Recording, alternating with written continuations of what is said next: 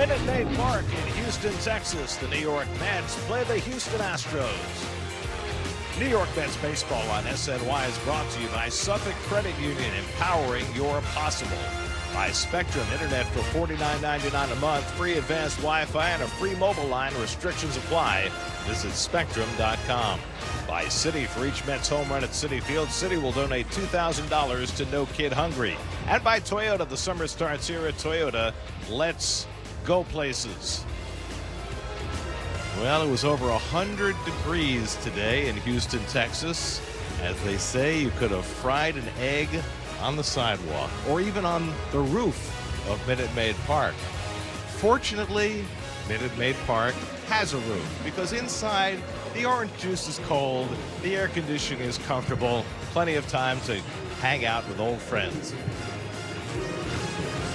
And a pleasant good evening, everybody, and welcome to Houston. Gary Cohen, Keith Hernandez with you tonight as the Mets open a 6-game road trip with the first of 3 against the defending World Series champion Houston Astros. The Mets enter in a nosedive.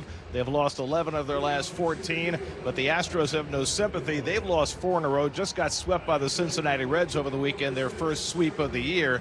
They've lost 9 of 12, and they're missing their biggest bat. Yes, Yordan Alvarez. He's missed now 9 games, and the 9 games he's been out, this ball club has gone 3-6. They've scored 1 run twice and been shut out once. So they've had their difficulties without them, and he's their big bat. It's a lot of things going on here, a lot of injuries with but the pitching of the Astros has always been the plus. But their pitching has been terrific this year. As for the Mets, their pitching has not, and they need for their big guys to step up in this series. Justin Verlander returns to Houston and pitches tomorrow night. Max Scherzer goes tonight. Yeah, and Max is coming off probably 2 starts where he's given up 11 runs, and they've given him a lead, and he's coughed up the lead. He has said in the paper himself that he has lost his slider. He's trying to find that slider that has betrayed him his last 2 starts. He needs to find it. The Astros rookie right-hander Hunter Brown is one of the emerging pitching stars in the American League. 6-3, the rookie, still rookie status, was called up late last year. Hard thrower, hard slider, hard curve. He's pitched very well. Gone 7 innings 5 times in 5 starts. Mets have lost their last 7 games in Houston. They haven't won here since 2014. They'll take on the Astros tonight. Mets in Houston, all the action coming your way tonight on SNY. SNY is brought to you by Indeed. The world can work better. By your local Ford stores. For current offers, visit buyfordnow.com. And by the State Farm agent of the game, Floor Cawley of Glendale, New York. Contact Floor at floorcawley.com. The 2023 Scott's MLB All-Star Ballot is now open. Go to Mets.com/All-Star and vote daily to decide who represents the Mets in Seattle this summer. Check out the T-Mobile coverage cam just a few moments ago. Justin Verlander, who spent 5.5 seasons with the Houston Astros, received his 2022 World Series championship ring from his former manager, Dusty Baker. Showed a nice tribute video as well, highlighting JV's years as an Astro. Now he's a Met. Mets will take on the world champs tonight. First pitch coming up.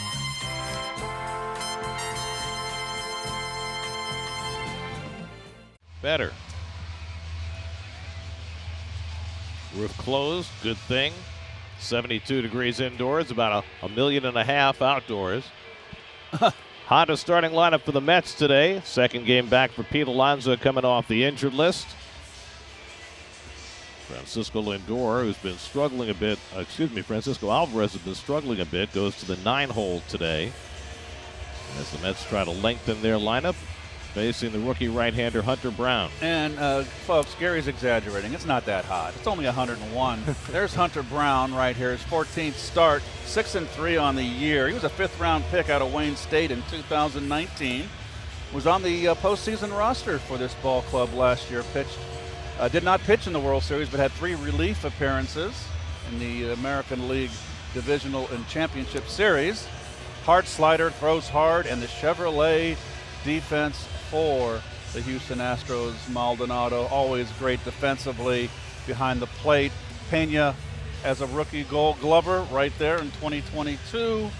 And Altuve, of course, who's been injured this year, got injured in the BC, and he's back.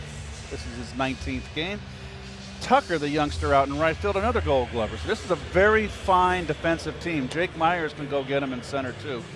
And that's all I got, Garrett. Well, although they have struggled defensively lately, much as the Mets have. In fact, the Astros have given up 14 unearned runs this month, more than any team in the major leagues. You see the Astros are wearing their City Connect uniforms tonight. Yep, it looks like the old softball, the night game softball. They honor the space program, which is so integral to Houston's mojo. Space City across the front. Absolutely. Changed the name to the Astros. LBJ had a lot to do with that. That's Lyndon Baines Johnson. Brandon Nimmo leads off. Hunter Brown's first pitch of the night is a fastball in at the knees for a strike, and we're underway. Nimmo's gotten on base each of his last 12 games. 287 for the year. Starts the night 9th in the National League in base hits. And that fastball caught the outside corner at the knees, and Brown quickly ahead 0-2. A little sink on his fastball right there, Gare. Hunter Brown is quite the success story.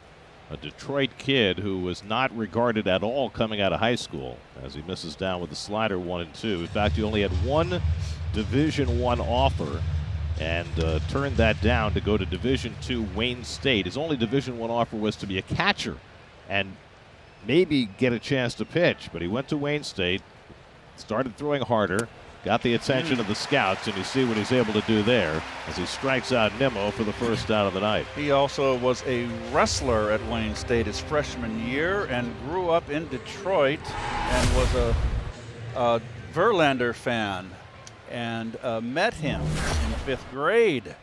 So he's one start away from matching up against Verlander. That would have been something. He was actually supposed to pitch yesterday, but the Astros decided that Brown needed an extra day, so they plugged in a 6th starter yesterday in their loss to the Reds and pushed Brown back to tonight. So the Mets will get Framber Valdez and Christian Javier, who are the two best pitchers on the Astros staff the next 2 days.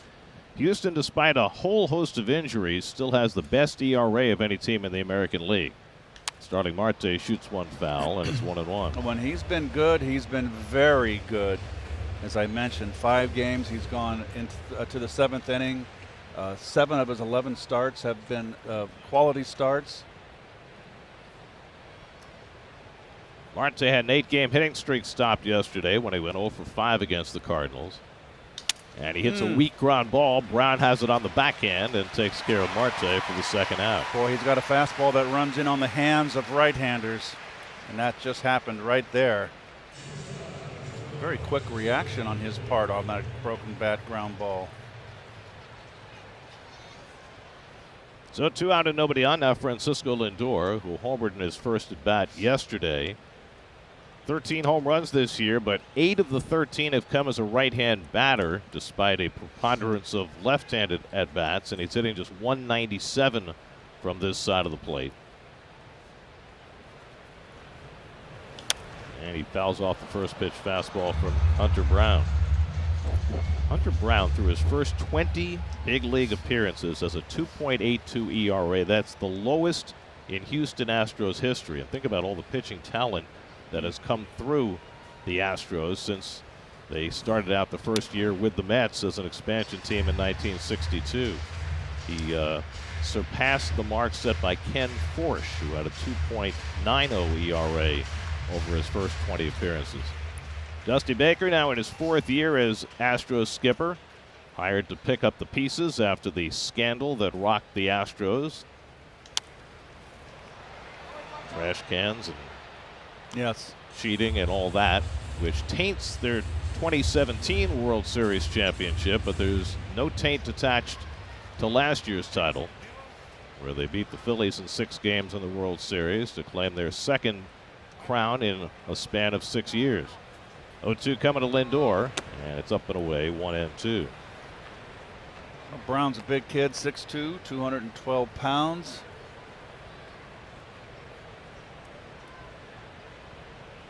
Comes off 7 scoreless innings against the Nationals his last time out last Tuesday, pitching with an extra day of rest. Ahead on Lindor, 1-2, and he takes care of him with a high fastball away. Couple of strikeouts in a 1-2-3 inning for Hunter Brown. Max Scherzer to the mound when we come back.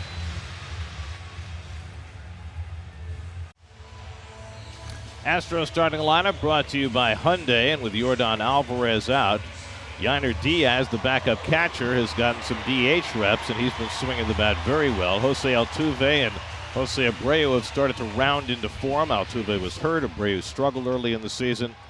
Last time Max Scherzer pitched on this mound, it was Game 7 of the 2019 World Series. He was a Washington National, and the Nats won the World Series that night. Facing Jose Altuve leading off, and Altuve taps the first pitch foul, 0-1.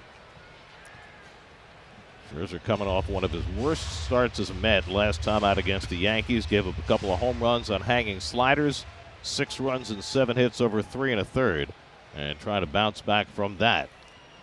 He needs to pitch a big game for the Mets here. This is a Houston team that is very aggressive early in counts. They swing at the second highest percentage of first pitches of any team in the majors. And Altuve certainly epitomizes that. He loves to swing the bat. Started out slowly after coming back from the broken thumb that kept him out for the first month and a half. And he goes down on the slider out of the strike zone, and so Scherzer makes quick work of Altuve, a 3-pitch strikeout. 1 out. And your Lexus Metropolitan defense, Lindor, of course, brings the gold at shortstop. This has been pretty much the lineup against the right-hand pitchers with Beatty at third. Pham has earned the starting position in left field. He's been outstanding and playing a good left field. Here's Alex Bregman. Bregman had a 3-hit game yesterday for the Astros, and he rifles one. Diving stop by Beatty. Gets to his feet. 1-hop throw, and Alonso digs it out. One third baseman robs another. A spectacular play by Beatty. Alonso with the pick at the other end, and a really hard out on Alex Bregman. Boy, a bullet right here. Beautiful play. When it's hit that hard, you got plenty of time to get up and throw the runner out. And a nice long hop for Pete. That's got to feel good for Beatty, a Texas kid coming back home and robbing Alex Bregman of a base hit. Here's Kyle Tucker, and Tucker takes a pitch outside for ball 1. Tucker, the best player that people still have not gone to school on, had a spectacular year last year, 30 home runs, 107 RBIs, 3 more home runs in the postseason. Won a Gold Glove as well. He's on the same pace right now with 41 RBIs. Here's another look at the play. Pure reaction. Low ball hitter, Mr. Tucker. He likes that ball down, middle in. Skies one to center field, and Nimmo back a couple of strides, plenty of room. He puts it away, and Scherzer's got himself a 1-2-3 opening inning on just 7 pitches. No score after 1.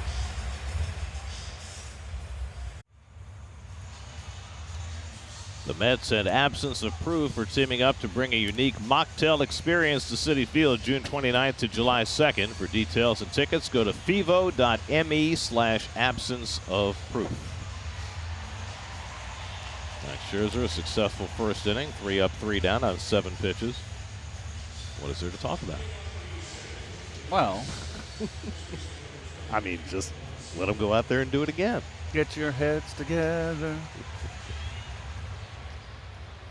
Pete Alonso leads off in the second inning against Hunter Brown, who, like Scherzer, set the Mets down on 12 pitches in the first inning, 1-2-3. Pete went 0 for 4 in his first game off the injured list yesterday. Yep, he showed some rust. He needs to shake that rust off, and he takes a borderline strike. Jacob Metz is the home plate umpire. He is a rookie, first time we've seen him. And he gave a fairly generous call on that first pitch to Brown. And I got that one on the fists of Alonso, and it's 0-2. He's got a good little running in fastball on righties. Nestor Ceja at first, Brian O'Nora, the crew chief, at second, Pat Holberg, one of the best umpires in baseball, at third, with Mets facing the Mets. I don't suppose he's going to give the Mets a break because he's Mets and they're Mets. I doubt it. That's like That's grounded down to third, and Bregman on the backhand sets and fires and gets Alonso one away. That's the old, Mike Francesco phone call to the San Francisco Giants and New York Giants go out to dinner together. Does Jacob Metz hang out with the Mets? You lost me. Yeah. One out and nobody on. Here's Tommy Pham. You're very funny. Pham has been the hottest hitter in the Mets lineup. I was just relaying an old piece of information. Pham had a good series against the Cardinals. He went 4 for 12 against his old team. Last 15 games, he's driven in 17 runs, and he has an 11.22 OPS. And so hoping that Pham can keep the good times rolling. He takes the slider out of the strike zone, 1-1. Hunter Brown's slider it's a cutter slider, but if you call it a slider, it's the hardest slider in Major League Baseball among starting pitchers. Absolutely. Second to none. Well, you know, DeGrom doesn't have enough innings to qualify. Right. But last year, he registered a slider harder than DeGrom. Goes through his first changeup to Pham. And that slider off the plate, and it's 2-2. Well, what I've seen thus far on the youngster is that he has that fastball boring in on right-handers, and he can locate it. It's not easy. A lot of pitchers have a hard time throwing fastballs inside corner to right-hand hitters. There's his slider. It's really more of a cutter than a slider. That was a big break right there, Garrett, for a cutter. Jeff McNeil waits on deck. 3-2 coming to Pham. And he pulls one down to third, and Bregman handles that one with a lot of white showing. 2 assists for Bregman in the inning, 2 out. Keith, the Marlins are rolling again. They're up 5-0 on Toronto in the 6th. And Luis arises 3 for 3, up to 395. And that was against Berrios, correct? Berrios, yes. One of the top pitchers. And they started a relief pitcher, Brian Hoeing, started that game for the Marlins, and they're just on a roll. They're 10 games over 500 for the first time in 12 years. It's Jeff McNeil, and he takes that cutter inside for ball 1. Well, the Astros are down 3 starting pitchers. Luis Garcia and Lance McCullers are out for the year. Jose Urquidy's on the sidelines, and yet they continue to pitch brilliantly. McNeil gets under one to center field. Should be easy for Jake Myers. 6 up and 6 down for Hunter Brown to start the night. We go to the bottom of the 2nd. Mets and Astros, no score.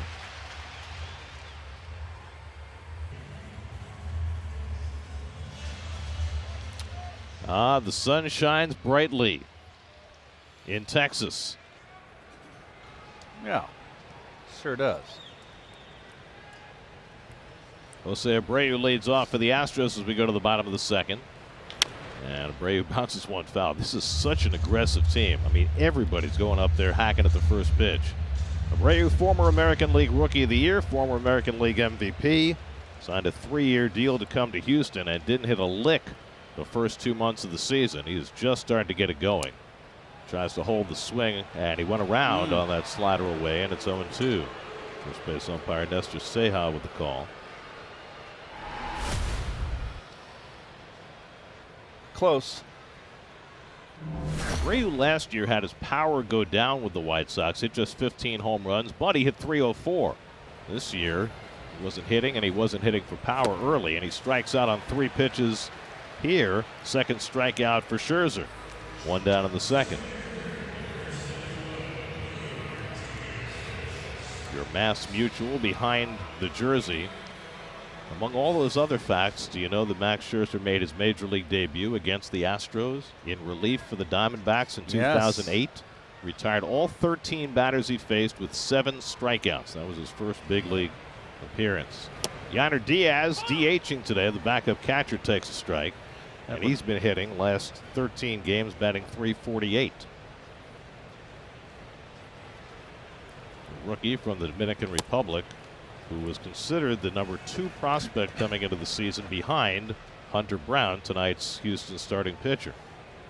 catcher known more for his bat than for his glove, and he's in there as the DH with Yordan Alvarez out with an oblique injury.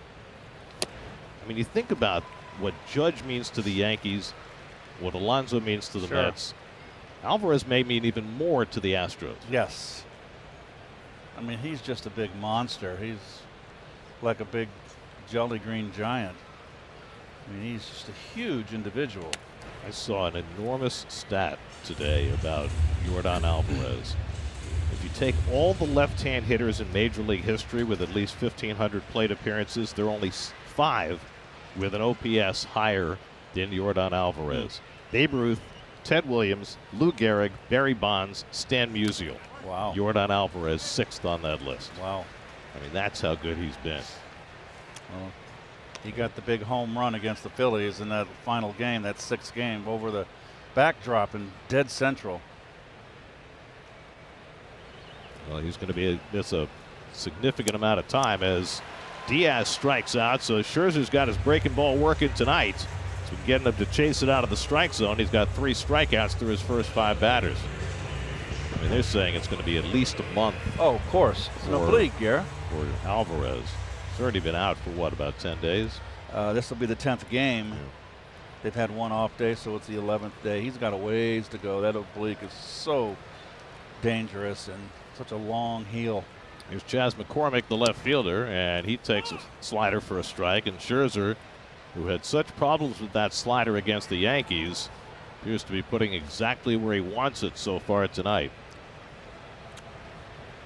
McCormick missed some time with some back troubles. He's had just 127 at bats, and he takes slider in the dirt. It's a good lineup for Scherzer, too. Only one left-hander in the lineup, so he can really go to work on that hard slider that he's throwing so far.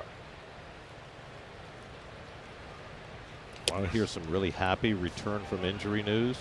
Joey Votto was activated today for the Cincinnati Reds. His first at bat in 10 months, coming back from rotator cuff and biceps issues. Hit a home run his first time up. How about that? Think things are going well enough for the Reds? Now they get Votto back. McCormick skies one behind first base. Alonso into foul ground, right up against the railing. Gives way now to McNeil, who makes the catch. McNeil calling off Alonso, did his darndest to get out of the way. 6 up and 6 down for Scherzer. No score after 2. Well, it wouldn't be Texas without Texas barbecue, and that means brisket.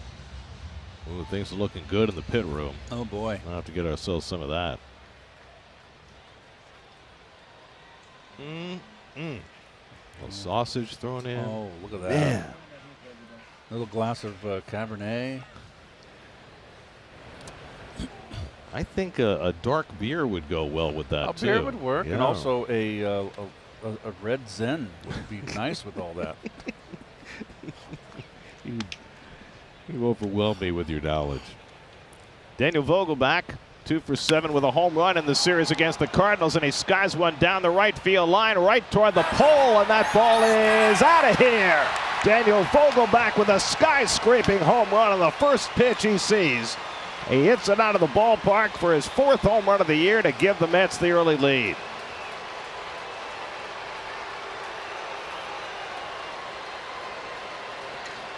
Well, Vogelbach went into his hiatus talking about wanting to hit the ball in the air more.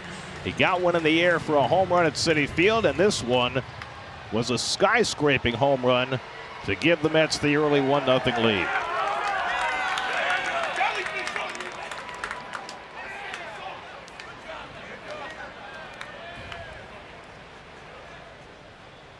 First base runner for either side, and it leaves the yard. Now Brett Beatty takes a strike. Well, his ball's up in the strike zone. He likes it straight. Oh, down the middle, up, and that's in his wheelhouse. Beatty hits one up the middle, and he's got a base hit. So Brett Beatty gets on the changeup and hits it up the middle, and the Mets with back-to-back hits to start the 3rd. Beatty back home in Texas, having a terrific start to his night. Great play at third base, and now a base hit his first time up. He likes to pull, and he's very strong and unusual for a left-hand hitter. Likes the ball belt high and up, and he knew he made a mistake right there. 7th home run Brown's allowed. This is his 14th start. As Alvarez checks his swing on a fastball running in, it's fouled at the plate.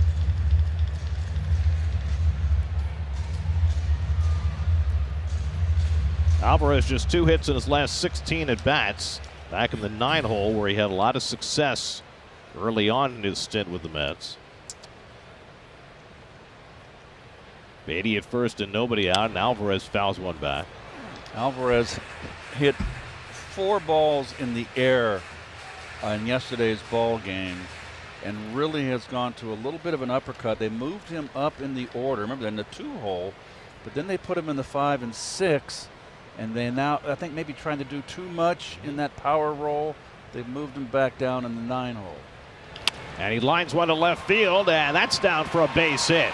Beatty pulls in at second, so 3 straight hits from the 7, 8, and 9 hitters. Home run by Vogelbach, following singles by Beatty and Alvarez, and the Mets have 2 men on. Well, there's a fastball boring in on his hands, and this is how strong young Alvarez is. Turns on that ball, and that ball might have been, a couple inches inside. Probably closer than Brown intended on an 0-2 pitch. In any event, the Mets have 2 on and nobody out, and Brandon Nimmo coming up. So Brown, who didn't give up a run in his last outing against the Nationals in 7 innings, gets touched for a quick one here in the 3rd, and now the Mets with a chance for more.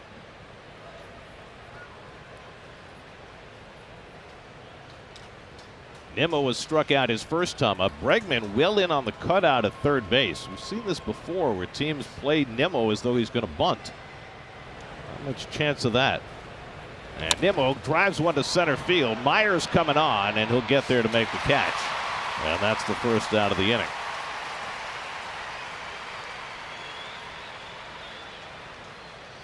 Well, we'll see what Bregman plays with Marte. We saw in that Cardinal series Arenado playing on the cut of the grass as well, Gare. And it looks like Bregman's going to play back, as he should. Marte broke his bat, hit a comebacker his first time up. Beatty at second, Alvarez at first with 1 out. And Marte takes a curveball in the dirt for ball 1.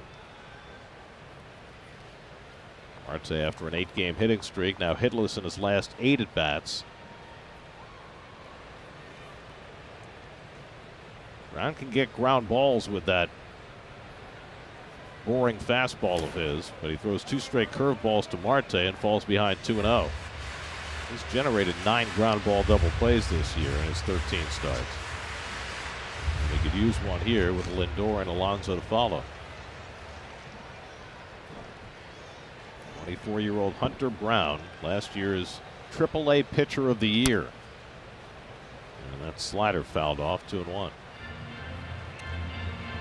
Marte not happy with himself. Escobar making the play with his hat.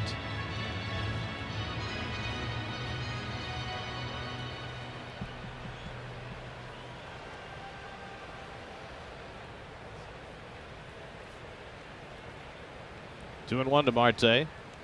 And he hits one toward the middle of the diamond. Base hit into center field. Beatty around third. He'll come in to score. It's an RBI single for Starling Marte. His 20th run batted in, and the Mets are up 2-0.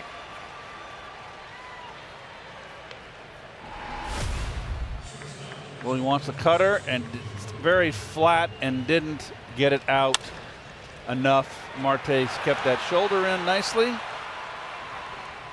the Mets are on a little roll here. Jeremy Pena, the Gold Glove shortstop, shaded a little toward the hole and in the double play depth. Couldn't get the break to his left to be able to get to that ball. And now Lindor bats with 2 men on.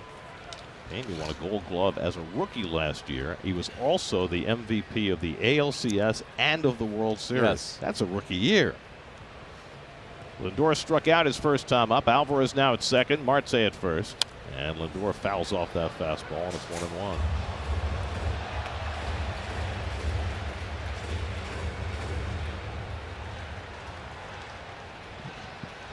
Francisco trying to fight out of what has been a season-long puzzling year. The RBIs have been there, the extra bases hits have been there, but the consistency has not. And the strikeouts are coming at a much higher rate than he's accustomed to.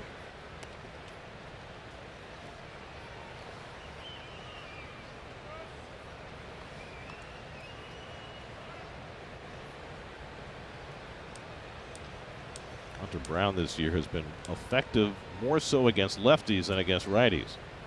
And this one's in the air to deep right field. Back goes Tucker, back to the warning track at the wall, and it's out of here. Francisco Lindor with a 3-run homer. And the Mets have put up a 5 spot against Hunter Brown in the 3rd inning. It's 5-0 New York. Lindor with a quality at bat from the left side. His 14th home run, just his 6th as a left-hand batter. And the Mets with their 2nd home run of the inning. Fastball. Oh boy, he did not sink, stayed straight down in inner half. Right into Lindor's wheelhouse.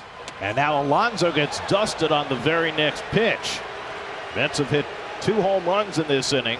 And Hunter Brown coming up and in with his first pitch to Alonso. And that got some attention from the Mets dugout.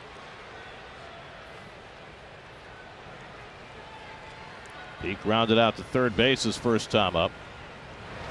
And the curveball in for a strike.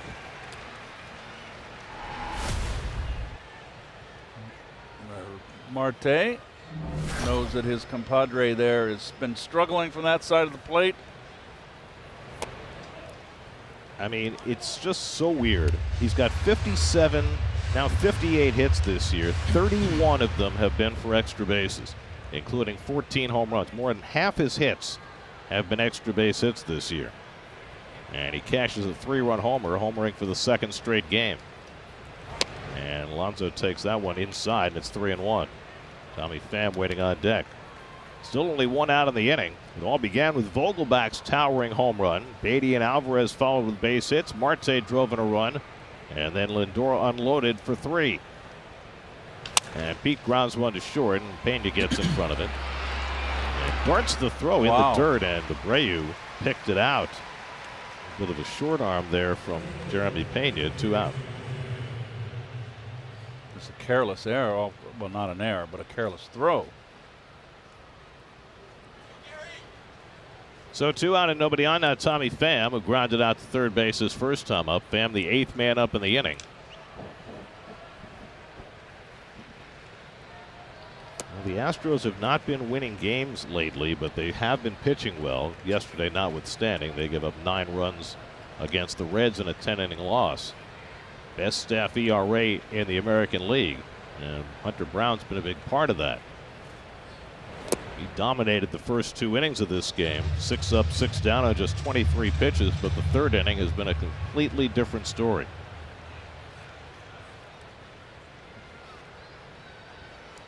.23 pitches already in this inning for Brown. He's behind on Pham 2-0.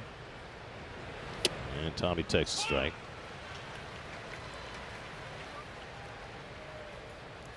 Luis Arraez just got another hit. It's 4 for 4. 398. He might hit 400. Here's the 2-1. And that one runs inside.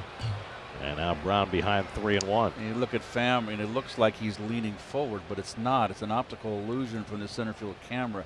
He drops that shoulder, tucks that shoulder, and puts his chin under. It looks like he's leaning forward, but he's not. And Tommy takes it low for ball 4. First walk given up by Brown. Amongst 5 hits in this inning. And now Jeff McNeil will be the 9th man up. And the Astros pitching coach Bill Murphy will head out to the mound. Well, things have not gone swimmingly for young Brown here in the 3rd. Actually, that's their other pitching coach, Josh Miller. They have 2 pitching coaches. They have 2 hitting coaches as well. Well, most teams have. You know, but they're co-hitting coaches. Assistant hit, yeah, they're co, right. There's very few that have co. Usually the second ones are assistant, but they're not titled as that way here in Houston.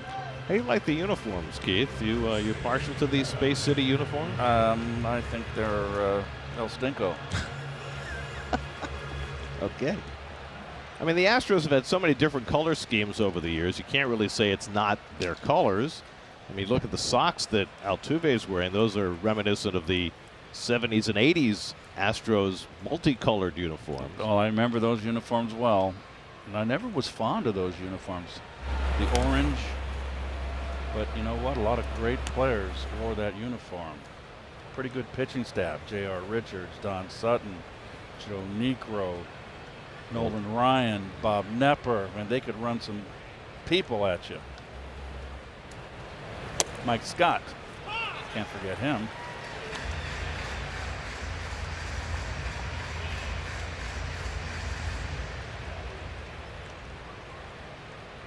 Of course, Mike Scott and Nolan Ryan both wore orange and blue as well. That's right. Neal carves one foul, and it's 0-2. Daniel Vogelbach, who began this inning with a home run, is now on deck. Well, the Mets have had games this year where they have been able to put up big run totals. They have not necessarily won those games. Yesterday was an example. Put up 7 runs and lost. The 6th time this year they've scored 7 and lost. They lost only 2 last year. So many stories to this season for this team, and so many reasons to think that it has a chance to turn around. It's just that it hasn't. Well, there's reason why there's so many stories, Gary, is that they're searching, they're groping for answers. And an inning like this can certainly be an encouragement. 0-2 to McNeil. And he gets a curveball and pulls it foul. And that is Brown's 30th pitch of the inning.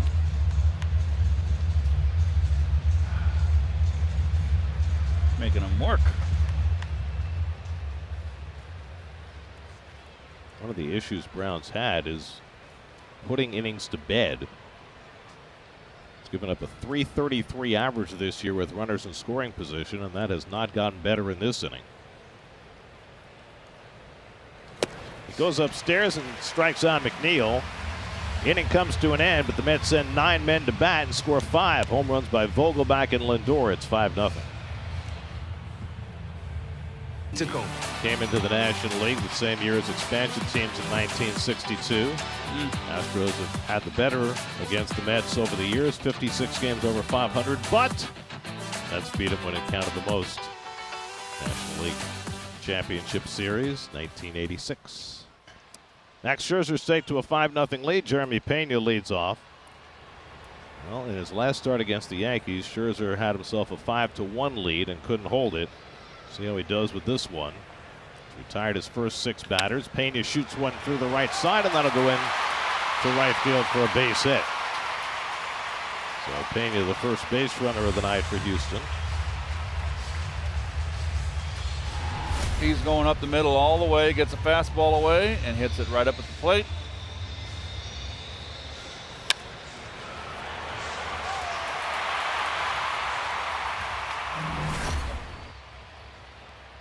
There's Jake Myers, the center fielder.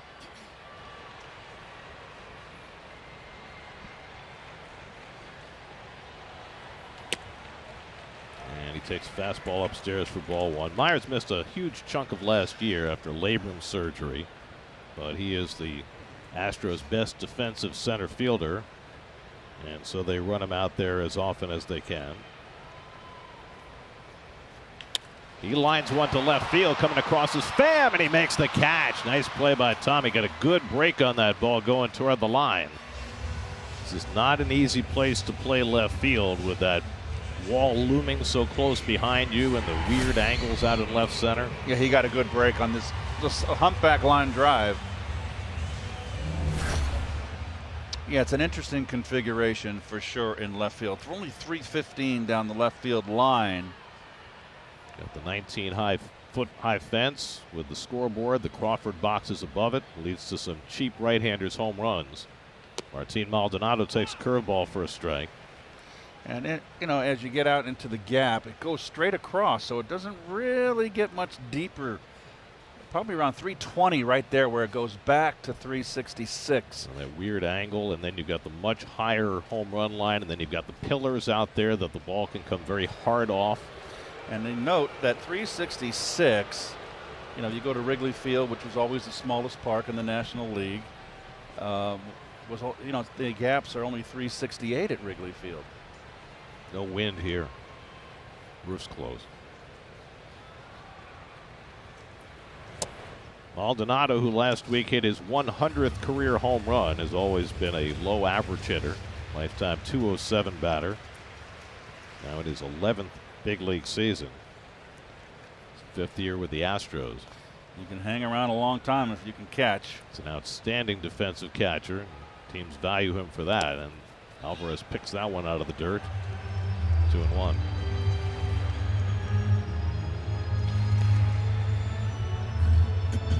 That's pretty amazing, isn't it? Top 5 in the Cy Young balloting, 8 of the last 10 years. Well, he's a great pitcher. No question. But the consistency from year to year. That's the sign of greatness.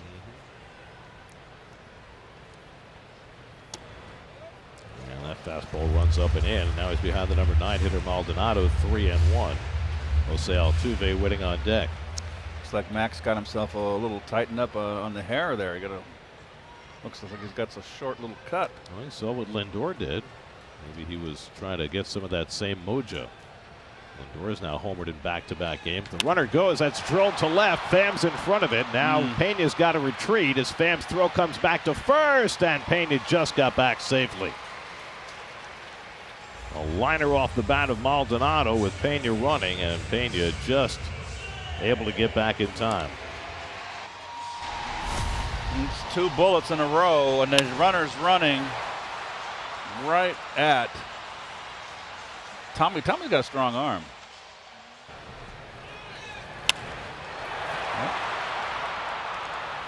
Heard the crack of the bat, saw the baseball, and was able to do the right thing. So 2 out. Pena still at first. Here's Jose Altuve, who struck out on 3 pitches his first time up.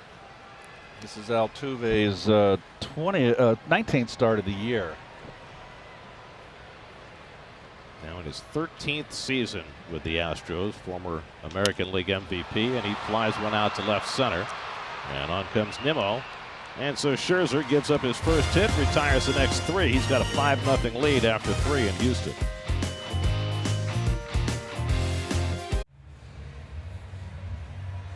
Out, despite the lofty temperatures. That's a muddy river right there. Paddling through river water that is brown. What is the river running through Houston? Looks like the Brown River. Speaking of Brown, let's check in with Steve Gelbs, who has more on Hunter Brown. Steve, welcome back. You look tan after your vacation. No, I don't, but I appreciate it, and that's why I love you guys for lying to me and making me feel good. Hunter Brown, though, by the way, that's quite the transition, Gare. That's why you are the best.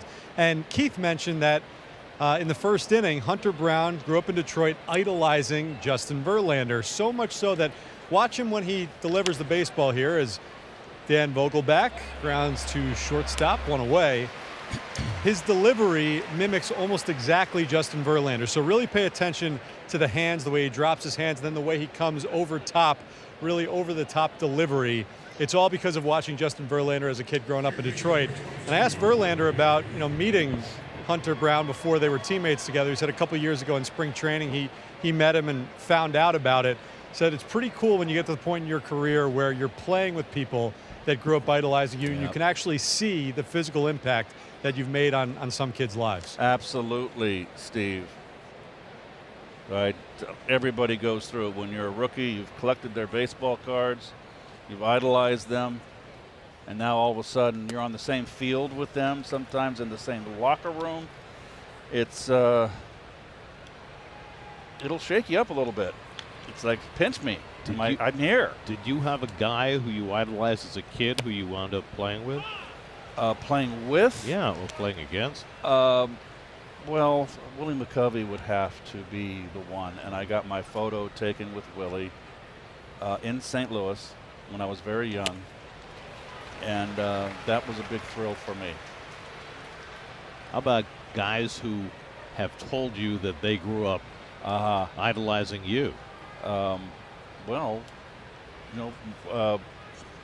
trying to think. Mark Grace wore 17 because of me, and he was a little bit, maybe 8 years younger than me.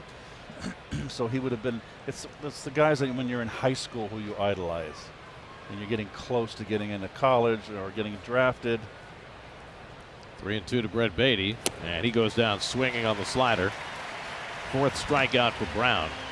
Well, I know Alex Rodriguez always speaks about you being his favorite player. Yes, he does. I actually met Alex because he was a client of Scott Boras when Alex was in either college or high school, and I was in Florida, and I drove down as a favor to Scott and met Alex when he was like 18. High school, yeah, Miami. He was in the big leagues when he was 18.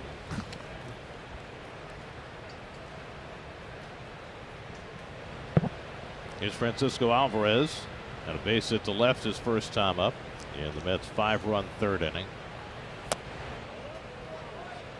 So let's watch the motion and see if we can see remnants of Verlander. Well, it would be nice to juxtapose a picture up there. Yeah, it looks similar, doesn't it? Got a little different tilt, but I can see it. The dropping the hands part, that's definitely Verlander.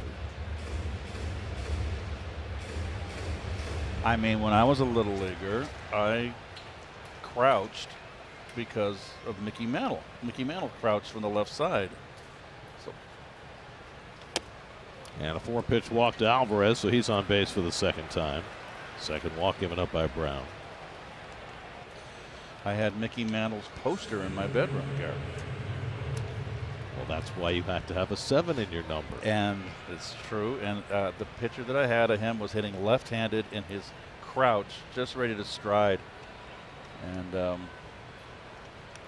I love that photo. I love that poster. Brandon Nimmo up for the 3rd time. He struck out and flied out. And Brown misses badly for ball 1. So the Luis Ariz watch? Yes. 5 for 5. Another one. His 3rd 5-hit game already this year. And he's back up to 400. That is absolutely remarkable.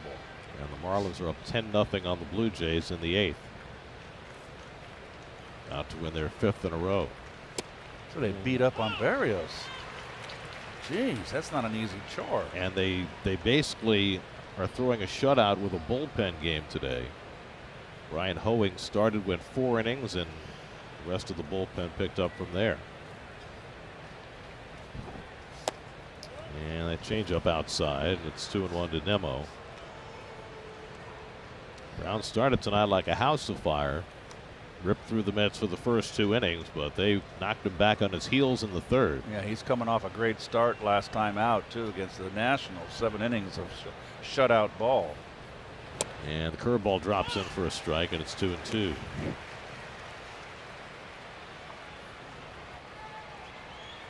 By the way, we said Joey Votto homered in his first at bat off the IL. It was his 2nd at bat. Oh, okay. But, the notion still holds after 10 months out. And a good curveball to strike out Nimmo. 5 strikeouts for Brown, and that'll do it for the Mets in the top of the 4th, leading 5-0. Looking sunflowers. Certainly with plenty of sun in Houston today. Your Indeed player resume on Alex Bregman. Had himself a star-studded career after coming out of LSU as the 2nd pick in the draft in 2015. He's slumped, and he kind of coming out of it. Got 3 hits yesterday. And he got one in on the fists and popped it up. Alvarez hoping for a play right to the netting, but it lands in the first row. Well, Bregman certainly thought he had a base hit his first time up. He ripped one to the left side, and Brett Beatty made an outstanding play to dive and throw him out. And I think it's official now. Francisco Alvarez does take his mask off on pop-ups. Well, they encouraged him to. They worked with him on it. Glenn Sherlock gets a lot of the credit for convincing him that he'll catch more of them if he takes the mask off, as most catchers do. It's all part of the learning process. For a 21-year-old catcher being asked to carry an offensive load and catch this veteran pitching staff. And he has done a remarkable job. Bregman lays off the slider 2-2. Scherzer first 2 innings had the best slider we've seen in a few weeks. He's given a little bit of that back the last 2 innings. 2-2 coming. Got a foul ball on that slider. You saw Mac's reaction. Didn't like where that slider was. It was at the middle of the plate. Something he's very cognizant of. Just repairing whatever it is that is befuddled him with his slider. 2-2 coming. And he misses low and away with the fastball. Did you notice too, Gary, that I have not seen Max throw this many fastballs on the outside corner to right-hand hitters? He always likes to pop them in. When he goes away with secondary pitches. And he strikes out Bregman with a slider right in the middle of the plate. So that is a change right there's a change Oh, up. you're Gary. right. It's a change up. Change up. Beautiful change.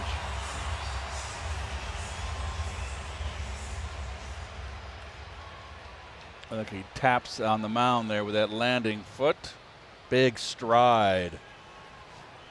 Powerful. 4 strikeouts tonight for Scherzer. And now Kyle Tucker, who flied out his first time up. And Tucker socks one out to right. Marte going back to the warning track. He's got room. And he makes the catch.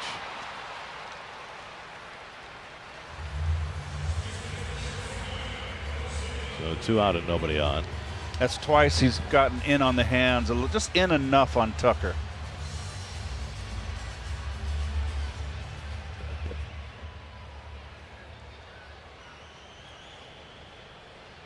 So Scherzer's faced 12 batters, retired 11 of the 12. Here's Jose Abreu, who struck out on 3 pitches his first time up. And Abreu chases that one. He's really got that flat little. Is that a slider, Gary, when it's flat, or is that his cutter? That's a slider. Doesn't throw his cutter to lefties. Right. To righties. He only throws it to lefties. He's getting a lot of break. He's keeping it away. It's a good pitch. And he throws a fastball, and Abreu pops it up into shallow right. And Marte with the easy play. And that retires the side. 3 up, 3 down. We head to the 5th in Houston. Mets up 5-0. The booth to call half an inning of a Mets game on SNY. Parents go to sny.tv/KidCaster and submit your child's video for a chance to win the 2023 SNY KidCaster contest presented by HSS. And Max Scherzer has gotten through 4 scoreless innings, having thrown only 40 pitches, which certainly bodes well for his ability to go deep into this game.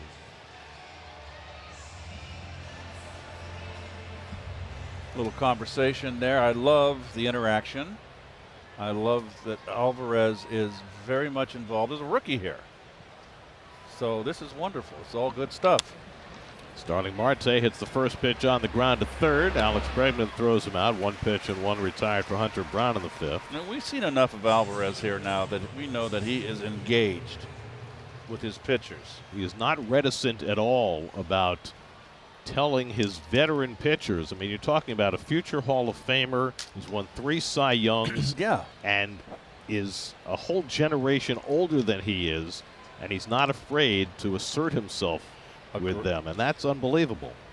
Also, the veteran Scherzer, and also, Carrasco's a veteran. All of them, they've opened the door for him too.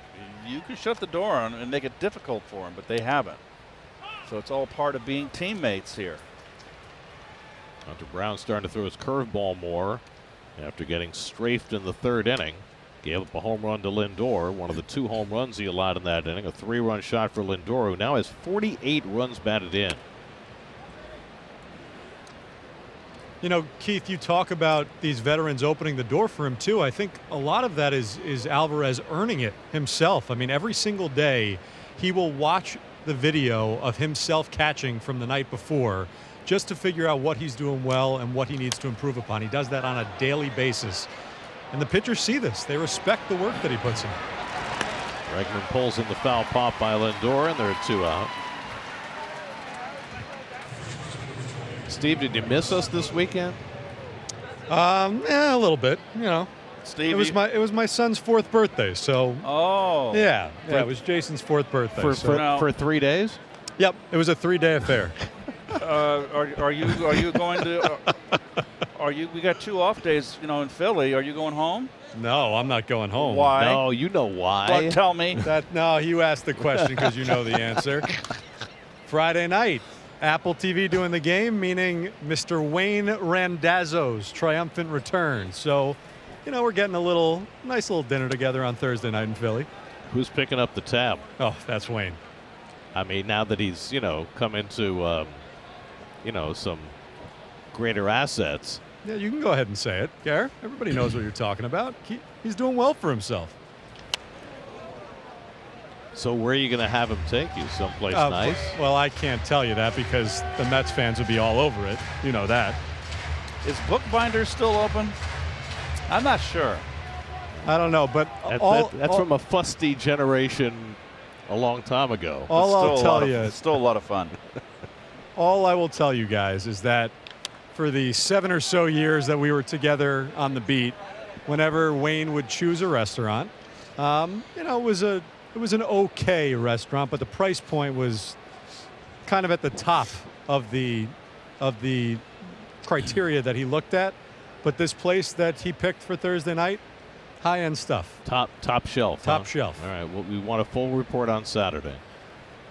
1-2 to Alonso, and did he hold up? He did not. He went around on a pitch that was way out of the strike zone. 6 strikeouts for Hunter Brown. We're halfway through. It's 5-0 New York.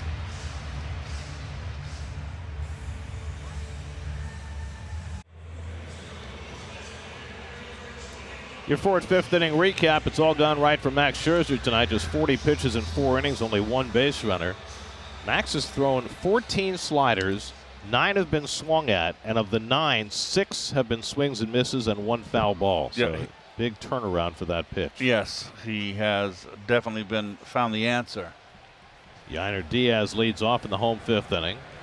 And Diaz gets first pitch slider and tops it. And Scherzer with the underhand flip. 1 pitch, 1 out. So there was a slider with which they made contact with, but the contact wasn't much. City probables for the next 2 days. Justin Verlander back in his old haunts against the lefty Framber Valdez, who's one of the best in the league. And then the day game on Wednesday, Tyler McGill against Christian Javier, who is also upper echelon pitcher. So the Mets will have their work cut out for them. Tonight they've got a 5-0 lead in the 5th. Here's Chas McCormick. And McCormick takes the fastball inside for ball 1. Well, the Astros only have 1 lefty on their bench and 1 lefty in the lineup in Tucker, which means they are very vulnerable to tough right-hand pitching. This is set up nicely for the Mets as far as having Scherzer out there than Verlander. It's a very oddly constructed Houston roster in that regard, in that they have very little left-hand hitting, especially without Yordan Alvarez.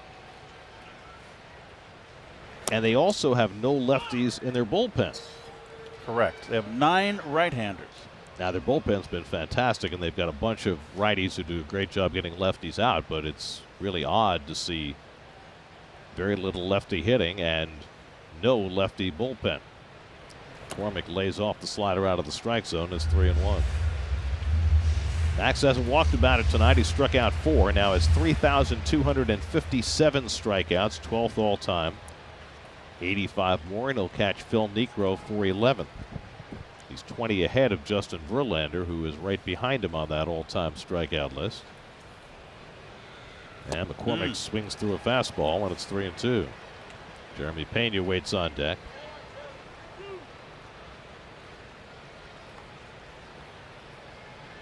And this mound has to produce happy thoughts for Max. 3-2 coming. And he got it to Chase for strike 3. 5 strikeouts now for Scherzer, and he's now retired 8 in a row.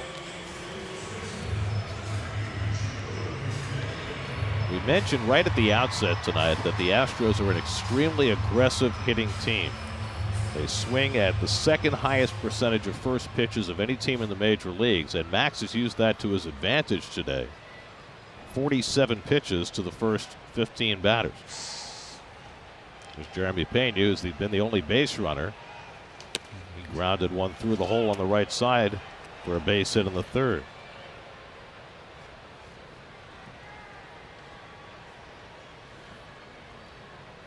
Daniel last year in the postseason hit .345 with 4 home runs, and he hits the comebacker, and Scherzer hand grenades it over to first. And Max is through 5 brilliant innings. He's working with a 5-0 lead and a low pitch count.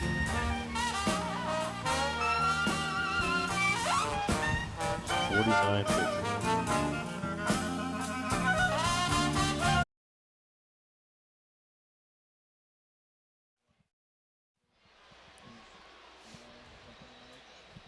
Sixth inning, 5-0 New York. Mets got all 5 of their runs in the third inning. Tommy Pham is grounded out and walked tonight, and he fouls off the first pitch curveball from Hunter Brown, who, other than that one bad inning, has been terrific. Only one other base runner in the first 5 innings of the game. It's kind of like a, other than that, Mrs. Lincoln, how'd you like the play? And Pham lines one into left. That rolls to the wall. Picked up there by McCormick. The throw to second. Bounces away from Altuve, and Pham is in with a double. Pham continues to rip. 10th double of the year for Tommy Pham, and the Mets have the leadoff man on in the 6th. He loves that fastball. Belt high and up.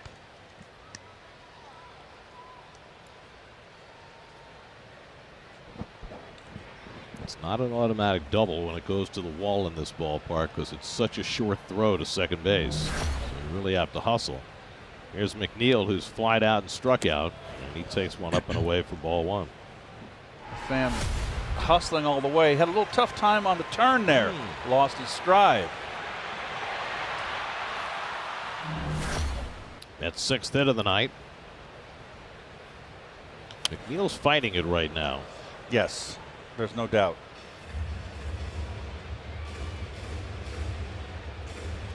Hitless in his last 9 at bats, .270 for the year. Boris Badenoff and Natasha are befuddling the squirrel. Moose and Squirrel are getting away. Pop foul backing out of play. Who's the Moose? If just the Squirrel.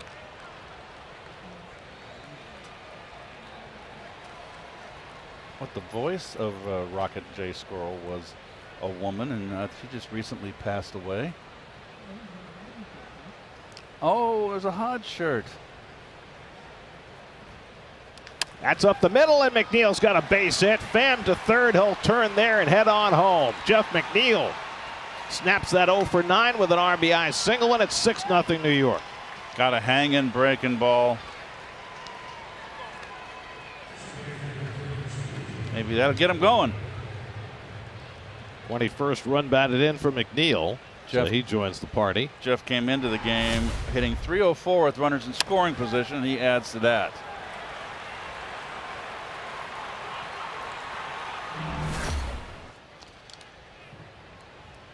So now Vogelbach, who got the whole thing started for the Mets tonight, with a rain-making home run back in the third. And he gets first pitch curveball for a strike. Vogelbach's home run is 2nd in a week, his 4th of the year. Trying to get his season restarted.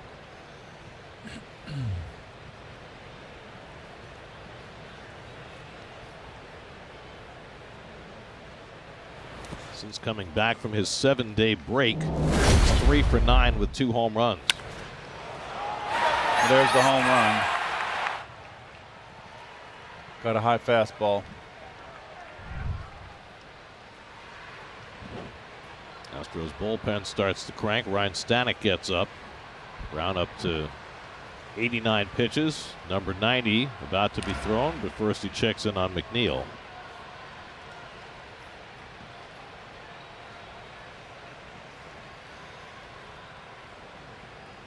There's Stanek, who at one point in his career was a serial opener for the Tampa Bay Rays. And another curveball to Vogelbach. That misses down. 2 balls and a strike. Mets are trying to beat the Astros for the first time since 2014. They played him 4 times last year, twice here and twice in New York, and the Astros won all 4. Previous time they played him, they came here in 2017, and the Astros swept 3. It was right after the Astros traded for Justin Verlander. It was right after Hurricane Harvey. Right. The Astros would go on to win the World Series that year under A.J. Hinch. We saw earlier this year in Detroit. Pulled foul by Vogelbach. Dusty Baker came in to pick up the pieces after the cheating scandal broke. And he was the perfect man for the job. It sure was. Everywhere he's gone, he's won. He's finally got the big brass ring, though. He's now 8th on the all-time managerial win list. And it's on the outside corner, and Vogelbach knew it. 7 strikeouts now for Hunter Brown. We'll check in with the studio for a game break with Nicky Latarullo.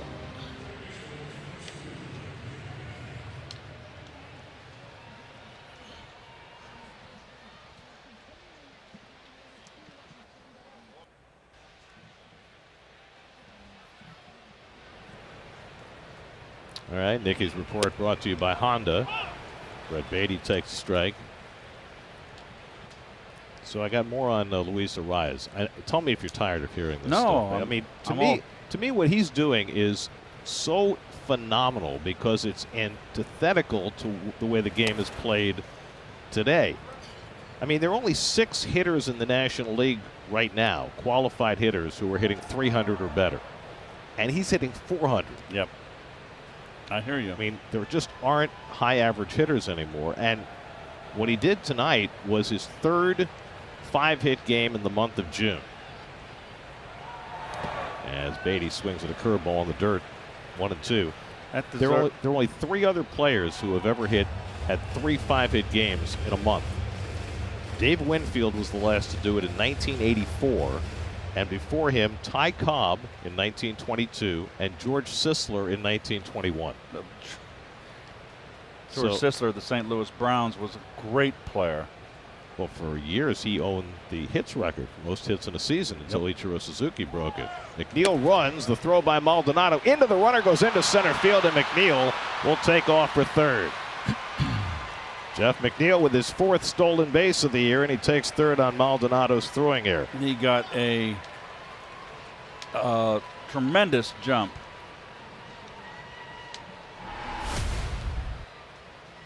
Good pitch to throw, but just too good a jump, and the ball just runs into the runner. That is 26 consecutive successful stolen bases for the Mets. They've now stolen 52 and been caught only 6. Infield in now for Beatty with a 2-2 count. And Brett grounds one down to first, and McNeil will hold as Abreu steps on the bag for the 2nd out. Oh, nothing ticks a hitter off more than leaving a runner at 3rd base, less than 2 outs.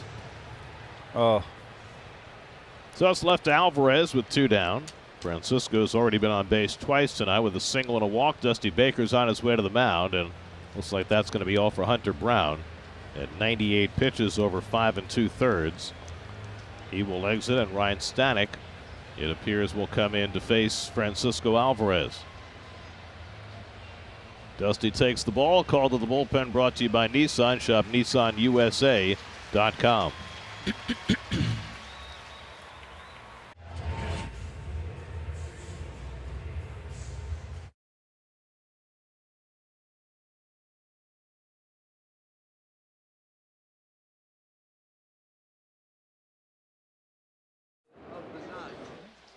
Mets with a runner at 3rd and 2 out, and the hard-throwing right-hander Ryan Stanek will come in to face Francisco Alvarez. Stanek had a great year for the Astros last year. This year's been a little bumpier for him.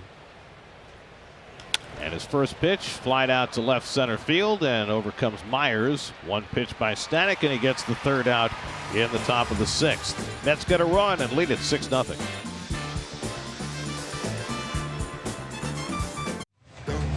All right, time now for the live same game parlay presented by Points Bet. You think the Mets are going to beat the Astros, and under 8.5 runs will be scored. That's going off at plus 105, with the Mets up 6-0 now as we head to the bottom of the 6th. Garrett. All right, Steve. Thank you for imparting that information. Max Scherzer has been front and center tonight.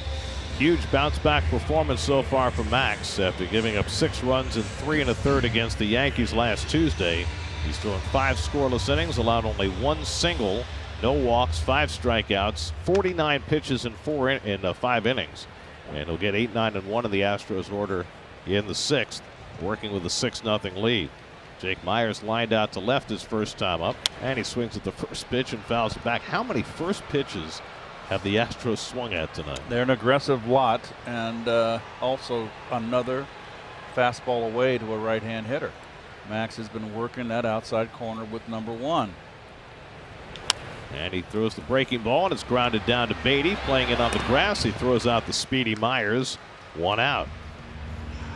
Well, I wonder how much of that is in deference to the ballpark, Keith. I mean, you throw inside to right-hand batters. If you make a mistake, that ball's going to go into the Crawford boxes in left field.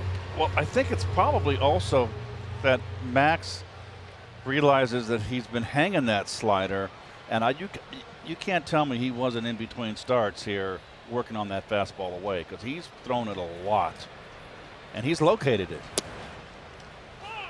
Team Maldonado takes a slider for a strike.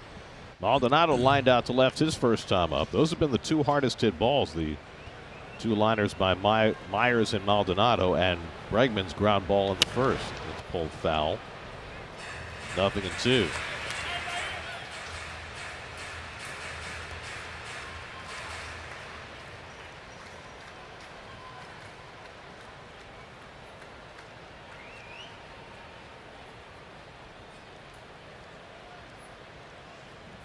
Max Scherzer pitching at Minute Maid Park for the first time since Game 7 of the World Series in 2019, when he and the Nationals left with the trophy. And the curveball pulled foul. Still 0-2. The Astros have been in the postseason 6 straight years, 4 World Series in that span, and they've won it twice.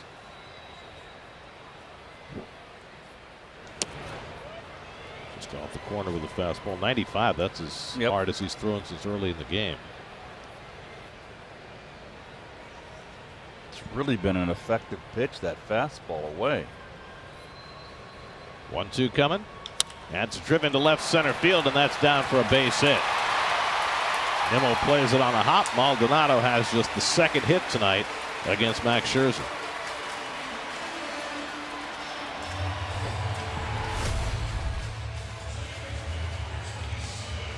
Another fastball away. This time he got good hitting on his part.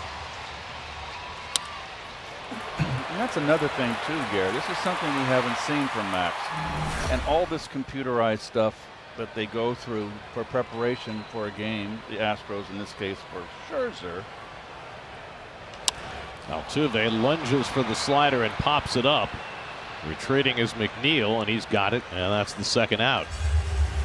But getting back to my point is that this is a surprise that Max has gone to this attacking with that fastball away a lot. They haven't seen it.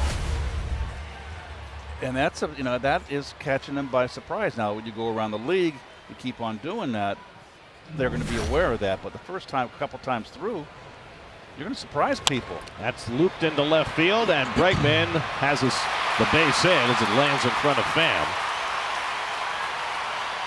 That is the 20th Astros batter and the 9th out of 20 who swung at the first pitch. That's an enormous percentage, 45% swinging at the first pitch. Their season average is high to begin with, 34%, and well above that tonight. Had him reaching on that ball. Nice block by Pham. So the Astros get a runner into scoring position for the first time tonight, with Kyle Tucker coming up. Be curious to see how Scherzer attacks Tucker. 2 fly balls where he's beaten him with the fastball upstairs.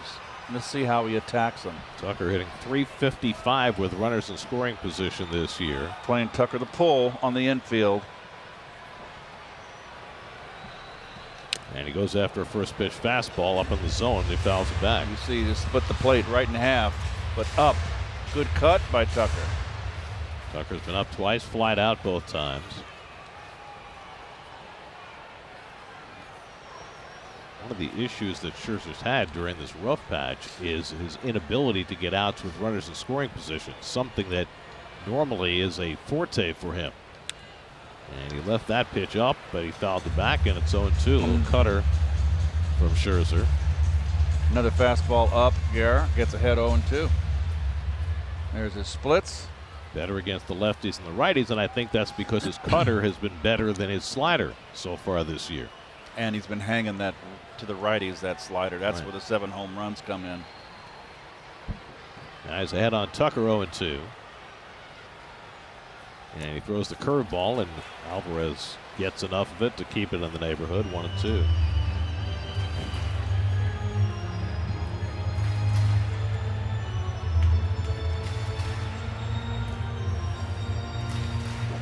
Astros did not hit well in that when they got swept last series against Cincinnati. 5 for 29 in that series. 1-2 coming to Tucker. And he got him with the back foot slider. Side retired. Beautifully done by Scherzer. 6 strikeouts on the night, and he's got a 6-0 lead.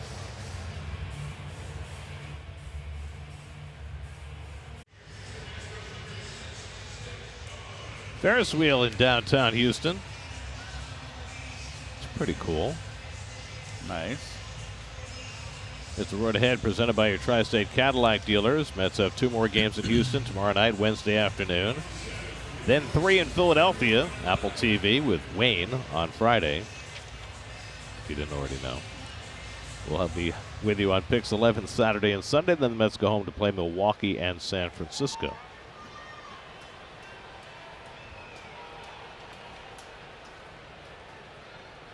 Sean Dubin comes out of the bullpen for the Astros. This is his major league debut.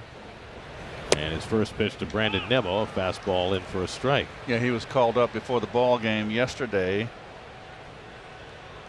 Had 9 appearances and 5 starts in AAA. He's an upstate New York kid. Grew up in Allegheny, New York, which is up near Buffalo, and went to Erie Community College for a couple of years up in that part of the world. Then he transferred to an NAIA school, Georgetown in Kentucky, and was drafted by the Astros from there. And he gets Nimmo on a breaking ball in the dirt. 3 pitches, and Sean Dubin has a strikeout. His first big league batter. It's a nice beginning. Dropped a hammer on him. Wasn't really like a house on fire in Sugarland in AAA. In an ERA almost at 8 over 28 innings of work. Sounds like a sweet place to be, though. Sugarland. Here's Starling Marte, 1 for 3, drove in a run with a 3rd inning single. Mets scored their first 5 runs in that 3rd inning. Home run by Vogelbach, RBI single Marte, 3-run homer Lindor. Jeff McNeil added an RBI single in the 6th. And Max Scherzer has done the rest.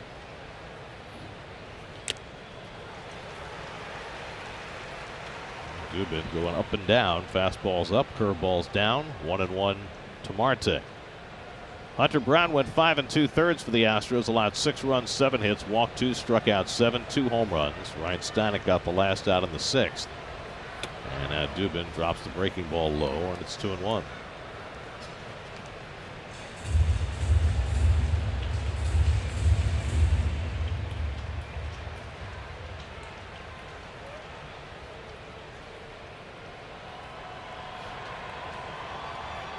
And Marte hits it on the ground to Pena at shortstop.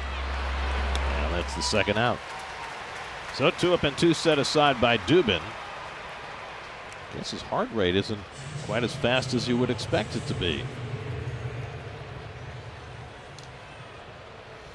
First time out of the big leagues. Coming up with almost an 8 ERA and in AAA and throwing strikes. You got 8 gloves out there, Gare. Well, it's a smart spot for Dusty Baker to drop him into. 6-0 game in the 7th. There's Lindor, who hit a 3-run homer back in the 3rd. And he takes a curveball for a strike. And Dubin is coming and throwing strikes.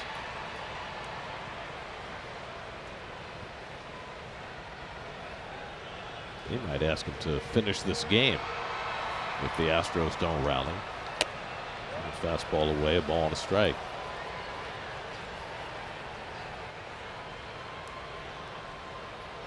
Both managers might get to save their bullpen tonight. Dusty because he's so far behind, and Buck because Scherzer's pitch count is so low. Ball foul by Lindor, and it's 1-2. Scherzer's thrown only 62 pitches through 6 innings. Well, here's the big 3-run blow right there. That was a big home run right there. Second in 2 days for Francisco. And his 14th of the year. 1-2 coming. And he struck him out. High heat from Sean Dubin. And he throws a 1-2-3 inning with 2 strikeouts in his first big league inning. Scherzer back to the mound up 6-zip. For Max Scherzer. Alce found the slider, discovered fastball away, and as the game progresses, found his rhythm, and he has been so economic here with his pitch count. No walks, 6 strikeouts, just 3 singles against Max over the first 6 innings, and he's thrown only 62 pitches to get to this point. He is certainly on a course where he could go very deep into this game. He hasn't gone beyond 7 innings this year. But he'll start the 7th inning with a low pitch count facing Jose Abreu, who has struck out and flied out tonight. Abreu, Diaz, and McCormick for the Astros in the 7th. And Scherzer starts with the slider away for ball 1. Max making his 12th start of the year, and it's been a mixed bag. Minor injuries, a suspension. Came back through 4 terrific starts in a row, but then the last 2 have been troublesome. In big spots against the Braves and the Yankees, and now coming down to Houston to face the defending World Series champs, he's been in complete control. This is his 8th career start. Gary mentioned earlier 1 relief appearance, his first in the major leagues way back when he was a Diamondback. He's looking to go 5-1. You know, also the 2 games he won against them in the World Series in 2019, including Game 7. Pulled on the ground. Beatty's had himself a nice night in the field, and he throws out Abreu, 1 away.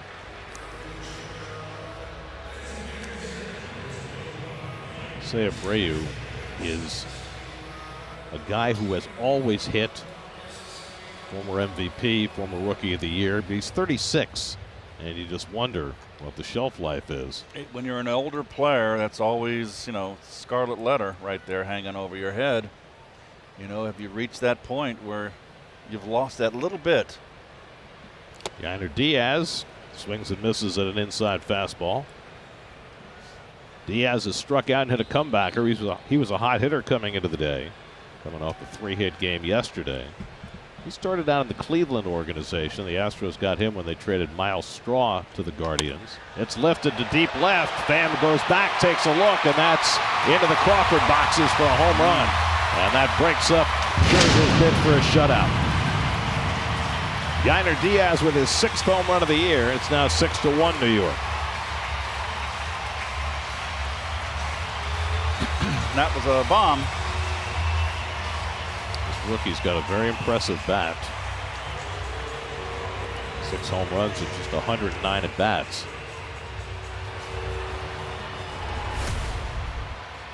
Hanging slider. It just stayed flat and didn't get it away enough. Now the train is on the move, Keith. I won't say it. They're oranges, Gary. They are oranges. We're at Minute Maid Park. Not pumpkins. Not pumpkins. They're very large oranges because, you know, they have to stand out from many hundreds of feet away where we're sitting. As McCormick takes one down, it's 2-0. McCormick has fouled out and struck out 0 for 2. It's 11 home runs allowed by Scherzer now. in 63 innings of work. That's a lot. Grounded to short, and Lindor moves over in front of it, going against the speed of McCormick, and he gets him 2 out. Francisco played the long hop, moved a step back at the last moment into outfield grass. Could have opted to backhand that ball too. Or he could have come and got it real quick. Ball's hit hard. It's 6-3 on your scorecard. It is 6-3. Here's Jeremy Pena, who had the first Houston hit, and for the first 5 1/3 innings, the only Houston hit that came in the 3rd. And he hit a comebacker in the 5th.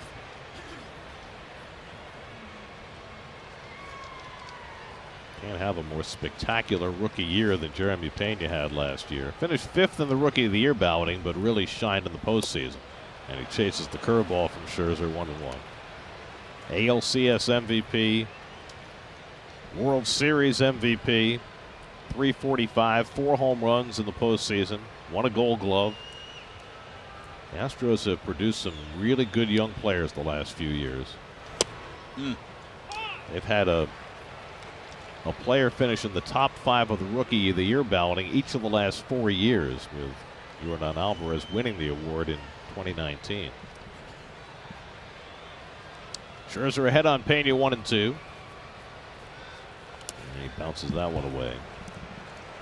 Max has gone 7 innings twice this year in Colorado and then against the Phillies in back-to-back starts late May, early June when he was in his best streak of the year. He's 3/4 of the way to 100 pitches. He's just been fabulous. I mean, no reason to think he won't go beyond 7 as long as he gets Pena here to put an end to this 7th inning. And give the bullpen a rest. And the curveball popped foul back this way. Right in front of us? It didn't quite make it. The fans are extremely close to us in the booth here in Houston. We've experienced this many times over the years. Yeah, there was a couple gentlemen before the game that were down right below us. Just very creepy. They were staring at me.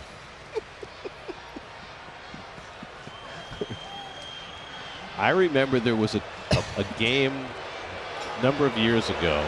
We came here. It might have been that 17-inning game when Beltran made the catch going up the hill. Yes. Anyway, there was a fan down below us, and he really wanted your autograph, and it was the middle of an inning. Yes. And he was holding up the card right below us, and you had to chastise. I snappy tuna on him. Working here, working here.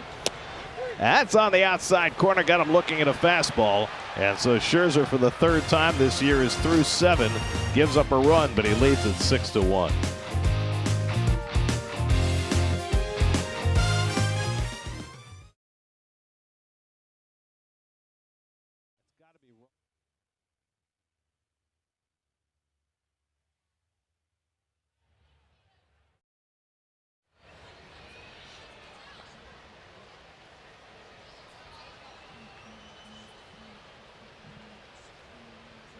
Eighth inning, Pete Alonso leads off against Sean Dubin, who worked his first big league inning in the 7th and got a 1-2-3 with a couple of strikeouts. And he misses up and in with a curveball to Alonso. He's looking for his first hit coming back from the injured list. 0 for 7 in the 2 games, including 0 for 3 tonight. Pham and McNeil to follow in the 8th. And Pete lines one. There's the base hit. It'll head toward the gap, and it'll go all the way back to the wall. And Alonso digs for second and pulls in there with a leadoff double. So Pete's back in action. His first hit off the injured list, his 5th double of the year. And maybe a little too quick with exit velocity, Garrett, on the game. This might be it. Gets that fastball away, and he hit this ball so hard, folks, that the outfielders couldn't cut it off. That is a bullet. 108.9, Garrett. Oh, thanks, Keith. Put that in your pipe and smoke it. Not sure what kind of smoke it would provide. Here's Tommy Pham, who doubled his last time up, and he gets a breaking ball and fouls it back.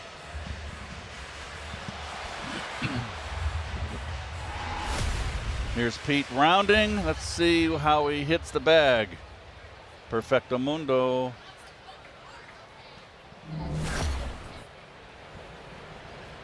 Pham's been on base twice tonight with a walk and a double. He takes a fastball strike from Dubin, 0-2. Dubin thought it was going to be really that easy in the big leagues after retiring the side in order with a couple of strikeouts. He had to give up a hit. At some point, I mean, we were talking before about Scherzer's big league debut. That's grounded right at Pena, so Pham can't advance the runner. And Pena throws him out one away. Scherzer's big league debut against the Astros 15 years ago. He faced 13 batters in relief and retired all of them. Struck out 7. Wow. 4 1/3 perfect innings in his big league debut. Throwing gas. I think the Diamondbacks knew immediately that they had something. Then they traded him. Then they traded him to Detroit. Yep. Who'd they get for him? I forget. It's a 3-way deal. Yeah, it was a big deal. Yeah, it was a I think Curtis Granderson was in that deal, went to the Yankees in that trade. I think right. Didi Gregorius went in that trade as well. McNeil at a base hit, stole a base, drove in a run in the 6th. Alonso dancing off second like he has notions of stealing third. And the cutter is up and into McNeil, and it's 2-0. He gets frisky sometimes. He's got a couple of stolen bases this year, including one of third base. Trying more than anything probably just to unnerve the rookie pitcher.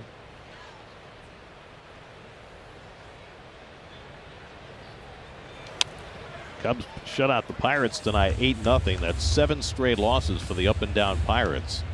Drew Smiley 5 innings for the win. The Reds won again. Their 9th straight win. Joey Votto back from the injured list. First game in 10 months at a home run. And the Reds beat the Rockies 5-4. And they may go back into first place tonight. 2-1 to McNeil. And he bounces that cutter foul.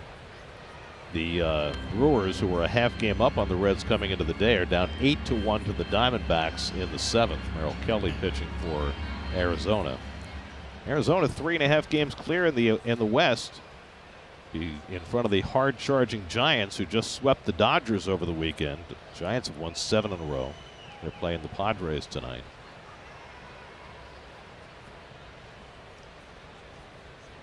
Two coming to McNeil. And he lofts that one out to left center. And McCormick is there to make the catch. 2 out. So Scherzer, Gary, was traded in a three-team deal. Arizona acquired Ian Kennedy, Edwin Jackson in the deal. The Tigers landed Daniel Sklereth, Phil Koch, Austin Jackson. The Yankees got Curtis Granderson. Okay. Just thought I'd, clear the air. So who was the best player the Diamondbacks got in that deal? Ian Kennedy. Yeah, I guess. He's a useful pitcher. Had a couple of good years for them, but it wasn't Max Scherzer. There's not too many Max Scherzers. The Tigers got a guy who dominated before moving on to Washington as a free agent. Probably the best long-term free agent contract for a pitcher in terms of getting the value back of any contract there's ever been. I mean, he gave full value for the 7 years in Washington, including a World Series championship, his last full season there.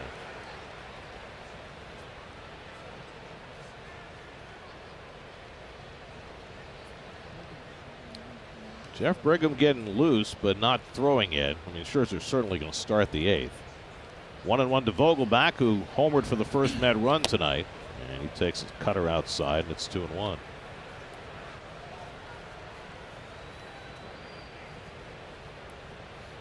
Mike's doing his usual between innings pacing. If he's done, he's usually up on the rail.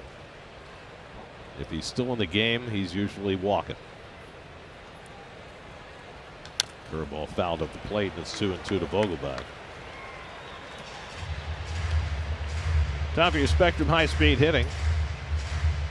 Did Pete go to the top of the chart? He did. Of course he did. Now, Jeremy Pena's hit in the 3rd inning. I don't know. Little snaker through the right side. That was 108. Snaker? Yeah. It snaked through the right side. No good? I've never heard that term My point is, before. I don't think it was hit all that hard. Did you? I get it. Snaked through the infield.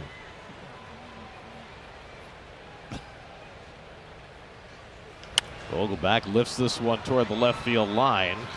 McCormick eases over and puts it away to retire the side. Leadoff double by Alonso. He's left stranded. Scherzer back to the mound for the bottom of the 8th, up 6-1.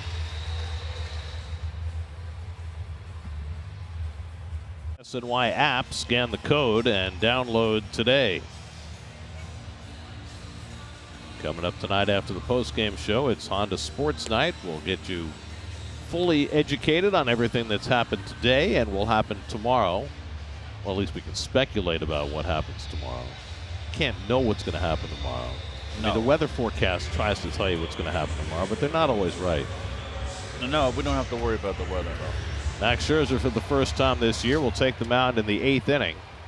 Only one Met pitcher has completed 8 innings this year. That's Justin Verlander against Cleveland.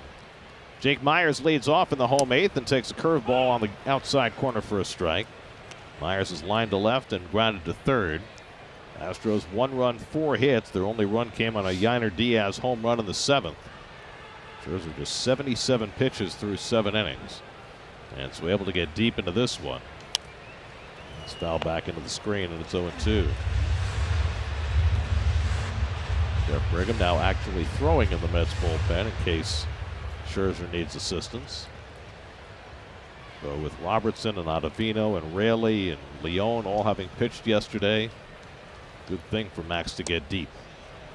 This is with a changeup, and it's 1-2. Mets made a pitching move today. You know, there's still one short in the bullpen because of Drew Smith's suspension. So John Curtis went 2 2/3 yesterday, and of course, that earned him a ticket back to the minor leagues. Not his fault. Just he won't be able to pitch for a couple of days. Mets needed a fresh arm. They called up Grant Hartwig, for whom his first appearance will be his major league debut. Hartwig's a great story. Kid who was not drafted, was going to go to med school, and then the Mets called. Now 2 years later, he's on a big league roster. Fastball outside to Myers, 3-2.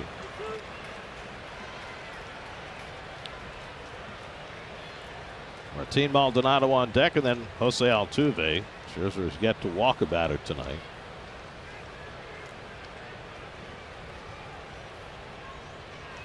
And now he has. Missed away with a fastball. And so Myers on with a leadoff walk. We'll see how much rope Buck gives Scherzer. I would think some substantial rope. I would think, yes, no question. 6-run lead, 5-run lead, excuse me. Now Maldonado's hit the ball hard twice tonight. Maldonado's lined out to left and then single to left center.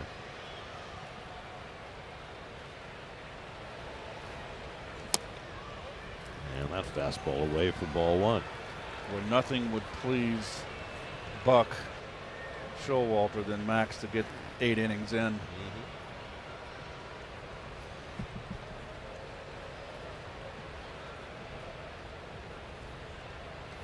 Swing and a miss at a fastball. Saw that graphic there. 200 wins, 3,000 strikeouts. It's hard to get 200 wins in this current environment. Sure is. And we just watched Adam Wainwright the other day, a guy who's been a top of the food chain pitcher for 15 years. He had win number 198. And Max looks like he's tiring a little bit. Still got that was good velocity on that slider. He will reach back and finish this inning. Knock on wood. Fortunately, our table is wood, or at least particle board. And that comes in, hits the bat handle. That's a fortunate one for Scherzer. Not so fortunate for Alvarez, who got hit on his throwing hand. Yep, it sure did. On the ricochet.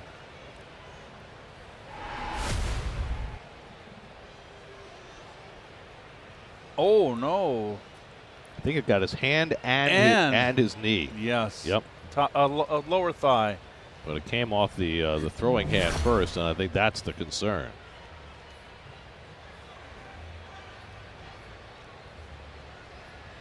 Joe Golia, the athletic trainer, out there to make sure that that hand is okay. It's a very important hand. Yeah. It's amazing that catchers can ever hit. You know, taking foul balls off their hands like that. He's in a little bit of pain, that's for sure. Yeah, he does not show pain easily. I remember when I was a kid growing up, and you saw all the old-time catchers, and they all had broken knuckles, fingers where the knuckles were at the joint were bent out of shape.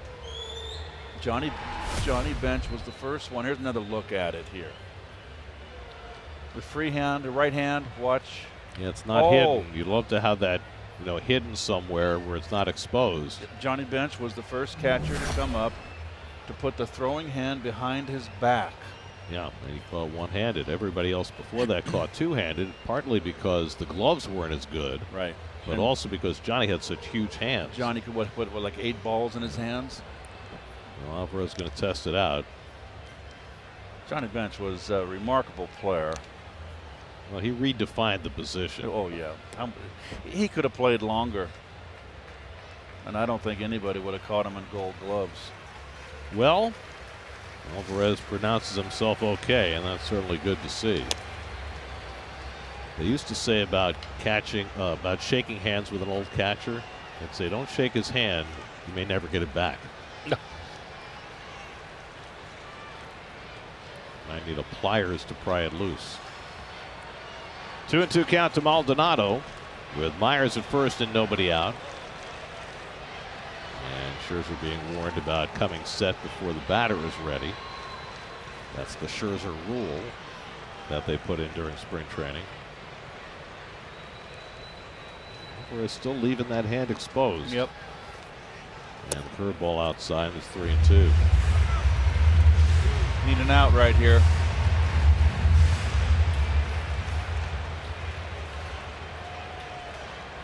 Just walked Myers for his first walk of the night. Now he's 3-2 on the number 9 hitter Maldonado. And he struck him out. He threw a fastball right by him.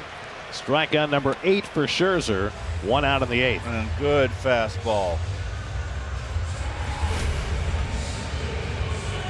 Threw it by him. Missed it by a foot.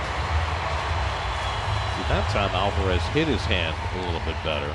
Watch the back foot off the rubber here. Oh, that's why they got the toe guard there. The toe used to be called the toe plate. Remember Pedro Martinez used to slam that toe into the ground. It really cost him late in his career. Jose Altuve lays off the curveball. Altuve has been swinging early in the count. He struck out on 3 pitches his first time up and made a 1-pitch out each of the next 2. So Scherzer trying to tease him with that one and couldn't get the swing.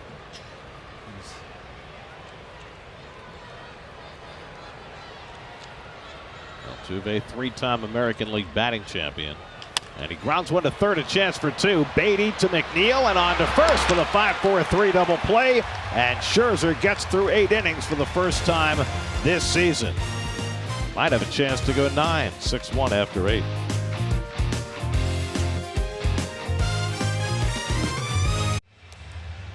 Well, it looks as though Max Scherzer is done after his first 8-inning performance of the year. 91 pitches. He allowed just a run on 4 hits. A tremendous bounce-back performance by Scherzer. Meanwhile, Francisco Alvarez was checked out extensively in the dugout between innings after taking a foul ball off his throwing hand. But he's due to bat second in the inning. He's out there on deck to do just that. Sean Dubin in his big league debut working his 3rd inning, and Brett Beatty bangs one up the middle for his 2nd hit of the night. So rookie versus rookie, and Beatty jumping on the first pitch he sees from Dubin. He's 2 for 4. Fastball in, turns on it.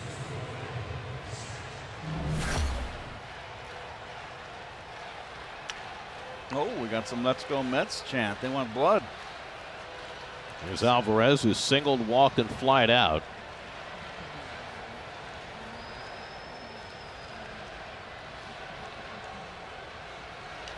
And he swings at the first fastball and fouls it off. I mean, his hand was hurting badly enough that when he took his chest protector off, he was very ginger about how he used that hand. Look at the fingers stuck out there. It looks swollen, too. Yeah. But he's gamer, and he's going to try and play through it. Thought maybe they'd bat for him, take him down for some precautionary x-rays, but apparently not necessary. The curveball stays inside. It's 1-1. You know, a lot of times when you're hurt, you know, your hands, your wrist, your elbow, you really focus on getting that one swing and making contact and getting out of that box. He did swing at that first fastball and fouled it off. And he gets a curveball and pops it foul back this way. This will make it to the section below us. The guy in the Altuve jersey dropped it. He had it. It was right to him. Soft little pop-up. His girlfriend's laughing at him. Poor guy.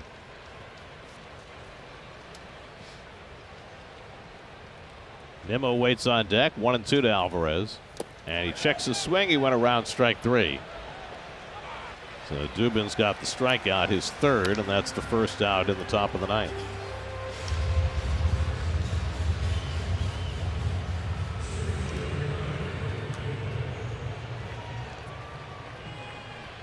There's nobody throwing at the moment in the Mets bullpen, but Jeff Brigham was throwing extensively in the last inning, and it certainly appeared from looking in the Mets dugout that Scherzer is done, so we'll see. Here's Nimmo, who's 0 for 4, 3 strikeouts and a fly ball. And he takes well inside for ball 1. Hunter Brown gave up a 5-run third inning, and the Mets have been cruising ever since. Home runs by Vogelbach and Lindor, giving Scherzer the big lead, and Max ran with it and turned in a stellar outing tonight.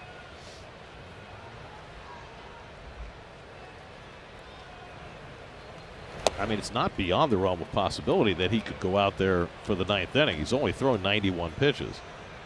We'll find out. Last complete game came 2 years ago as a member of the Nationals. And there's Brigham. So I think Brigham's coming in. Brigham's, he's ready. Yeah. 2-0 to Nimmo with Marte on deck. And Brandon gets one in the air to center field. Myers circles in under it. And that's the second out.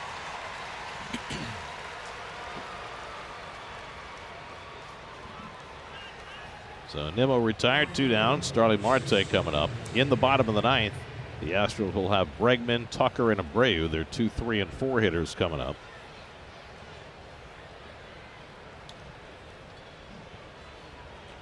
Marte had an RBI single in the Mets' 5-run third. He's 1 for 4 tonight. Beatty at first with 2 down. And that's lined into left field, a base hit just beyond the reach of Pena. And so Marte has his second hit of the night. That one might contest Pete for the exit velocity lead.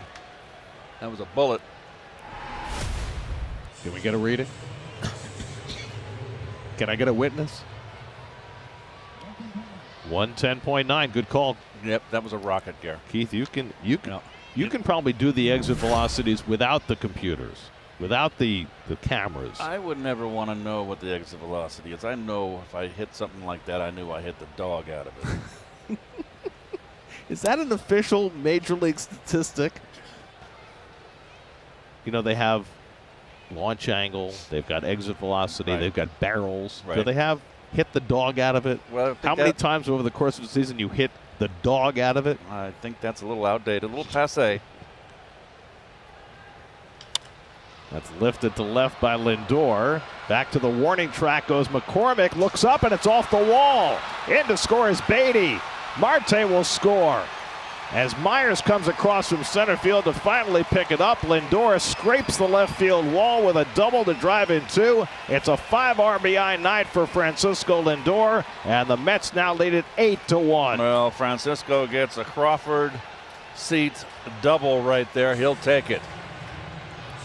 And that's got 2 ribeye steaks on it, too. I mean, McCormick was trying to figure out if he could catch this ball or if it was going to hit too high off the wall. And as it turned out, I mean, if he goes back and jumps for that ball, does he have a chance for it? I'm not sure. I'm not sure either. 50 RBIs now for Lindor with the 5 tonight. And here's Alonso, who doubled his last trip. So the Mets having themselves some fun in Houston. And Sean Dubin gives up 2 runs, the first 2 he's allowed in the big leagues. Smart hitting, Francisco. Big day for him. Double homer, 5 RBIs. I mean, that's really the way his year has gone. He's had these games like this. Yes. He's got 32 extra base hits now among his 59 hits. He's got 50 RBIs. despite a batting average that's under 220. It's the oddest thing. Kind of an all or nothing year for Francisco. He's got one more RBI than Alonso now. He began the day third in the National League with 49, and Lindor now has 50.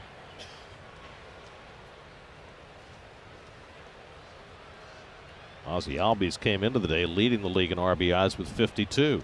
How about that? Olsen with 51 right behind him.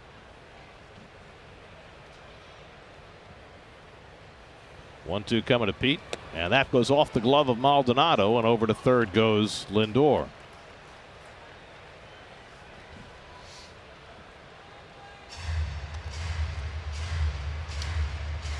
I presume that's going to be a pass ball. I'm marking it a pass ball. And the scorer confirms it is a pass ball. So Lindor at third with 2 out. 2-2 to Alonso.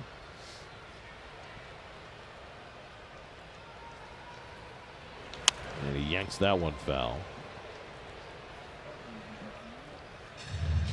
Well, Grant Hartwig, number 93, starting to get himself loose. He might come in because now it's 8. And save Brigham for another day.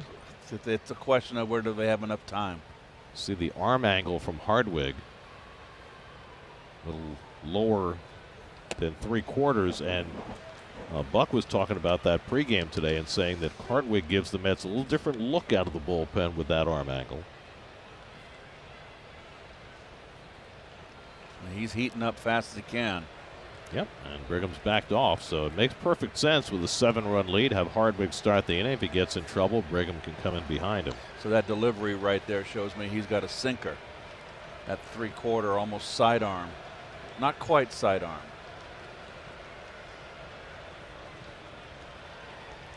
Three-two coming from Dubin to Alonso. And Pete takes up an in-ball 4, and the inning continues. So Dubin having trouble putting this 9th inning to bed. I think now with that walk, that'll get Hartwig ready. He'll have enough time to come in. And Tommy Pham will get another turn at bat. Meanwhile, the pitching coach, Josh Miller, heads out to talk to Dubin, who's thrown 44 pitches in 2 2/3. His big league debut, the first inning went perfectly. The second inning, he worked around a leadoff double. And then here in the 9th, a single. He got the next 2 outs, but unable to slam the door. Marte with a single, Lindor with the 2-run double, and now a walk to Alonso. And Dusty's saving his better relievers for a more winnable game. Yeah, he's just got his fingers crossed that Dubin can just get out of this inning and end it. Barring a huge Houston rally, this is going to be the Astros' 5th straight loss, and they're 10th in their last 13. So as badly as the Mets have been struggling, so have the defending World Series champions lately without their big gun in the lineup. So here's Pham, who's 1 for 3 and a walk, at a double back in the 6th. And he swings and misses at a breaking ball, 0-1.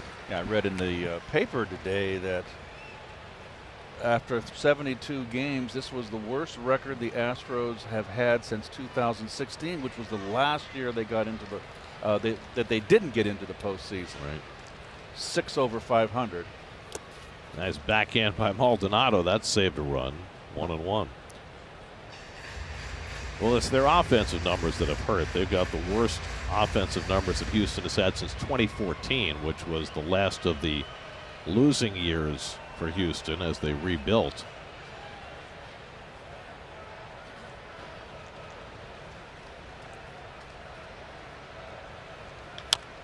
And tops one foul, and it's 1-2. And that was even with, Alvarez until the last 10 days. So their offense has not been what they want. Their pitching, though, has been superb, leading the American League in just about every important category, including ERA. But not today. 8 runs and 11 hits for the Mets.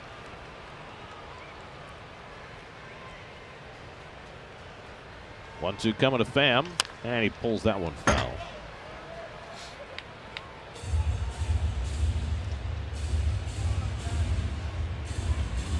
You know what's interesting is with the rules this year and the games being so much quicker, even in lopsided games like this, nobody leaves.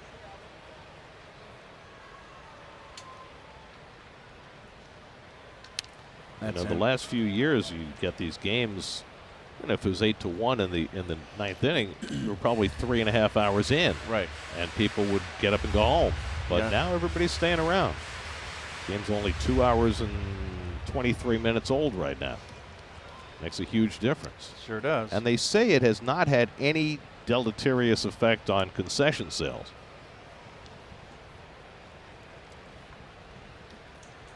1-2 coming to Pham.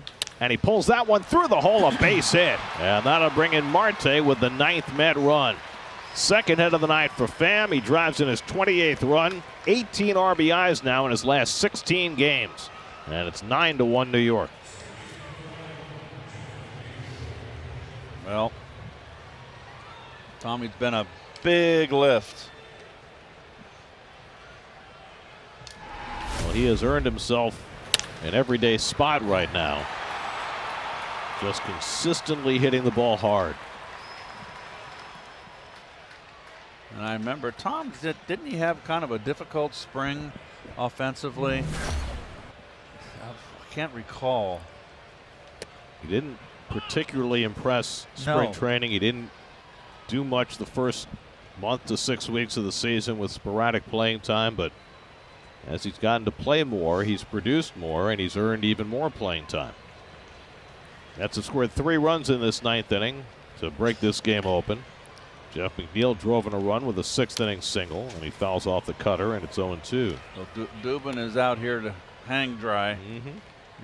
Well, he'll probably be in the back in the minor leagues tomorrow. That's how these things go. Just like John Curtis yesterday helped the Mets out by going 2 2/3, wound up back in Syracuse with Hartwig being called up to take his spot. This is the nature of the beast for guys who have options. Teams need fresh arms at every turn. And if you go deep and can't pitch for a couple of days, you're liable to be back in the minors. 0-2 to McNeil. And the curveball pulled foul. Dubin has had 4 cracks at getting through this inning, but Marte, Lindor, Alonso, Pham, they've all extended it. He's now throwing 53 pitches in his 2 2/3. The Allegheny, New York product trying to put this inning to bed, ahead on McNeil 0-2. Alonso at second, Pham at first.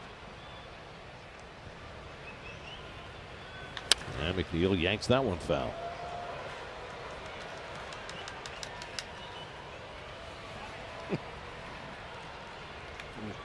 Can you imagine if you actually put a microphone on Jeff McNeil over the course of 9 innings and you didn't have to edit everything out? That'd make for good live television. Hard Knocks. That's what they say about, us. Well, except our mics are open. People can hear what you say. That's pulled through the hole for a base hit. Alonso around third. He'll be held up there as Tucker fires it into the plate. So McNeil has his second hit of the night. And the inning is prolonged. And the Mets have the bases loaded for Daniel Vogelbach.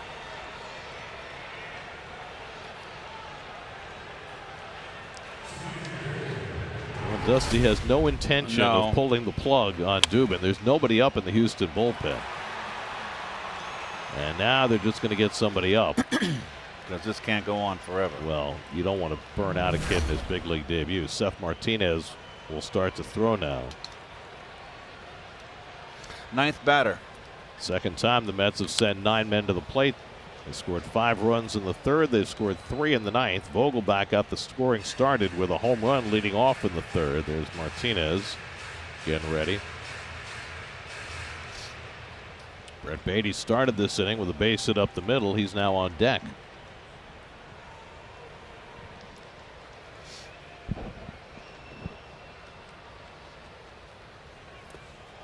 And Vogelbach takes a curveball down, and it's 1-1.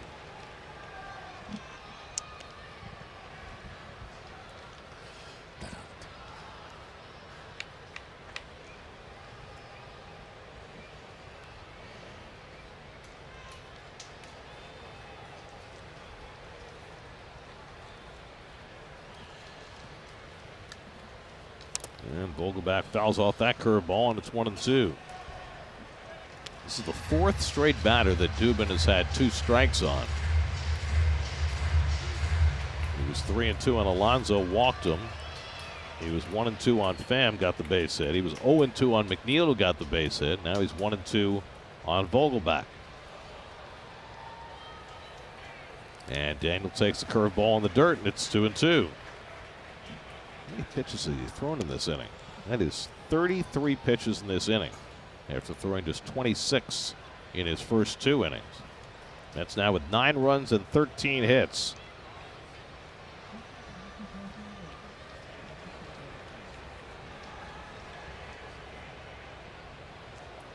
Two coming to Vogelbach. And the curveball lined into left center for a base hit. Alonso is in. Pham right behind him. It's overrun by Myers in center field. That'll send McNeil to third. Daniel Vogelbach now with a 3 RBI night. He drives in a pair to make it 11-1 New York. Well, this game can be cruel. That second 5-run inning of the night. Little hanger right up out over the plate. Vogelbach stayed in nicely, and still no one coming out for Dubin. I don't believe they charged an error on Myers, even though he overran that ball in center, which probably allowed McNeil to go to third. I don't think they will.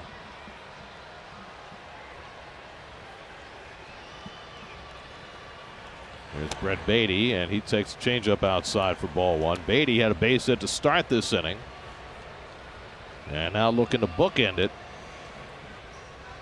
35 pitches in this inning for Sean Dubin, whose big league career started so well.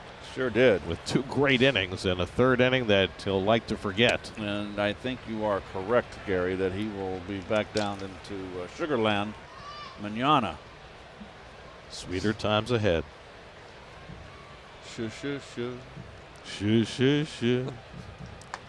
Shoo, shoo, shoo, shoo, shoo, shoo. Sugar time.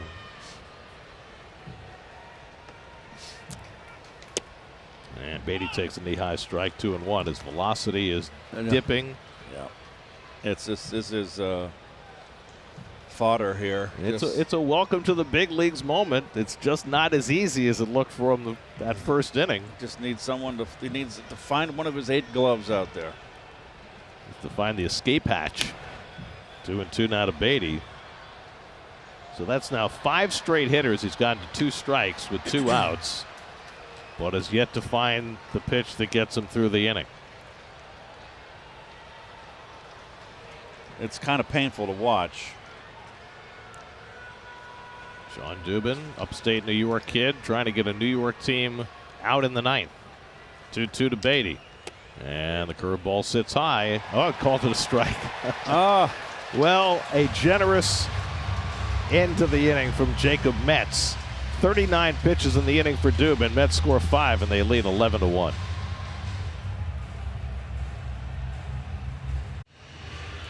Well, Brett Beatty got called out on what looked like a mercy call by Jacob Metz, the home plate umpire.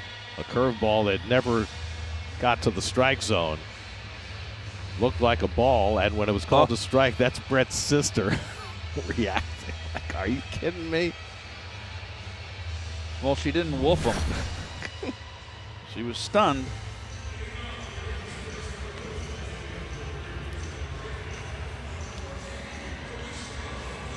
Well, Grant Hartwig will make his major league debut. The undrafted free agent, signed by the Mets out of Miami, Ohio, to keep him from going to medical school. And 2 years later, here he is on a big league mound throwing a 96-mile-an-hour fastball outside for ball 1. This is Mauricio Dubon batting for Alex Bregman. And Dubon takes a fastball for a strike, and it's 1-1.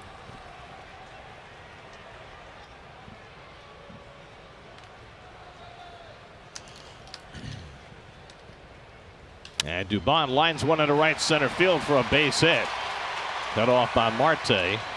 He gets it back in. And so Hartwig gives up a base hit to the first man to face him in the big leagues. Mets now have Omar Narvaez catching. They've got Luis Guillorme playing shortstop. And now we'll get a pinch hitter for the Astros. Cesar Salazar will bat for Kyle Tucker.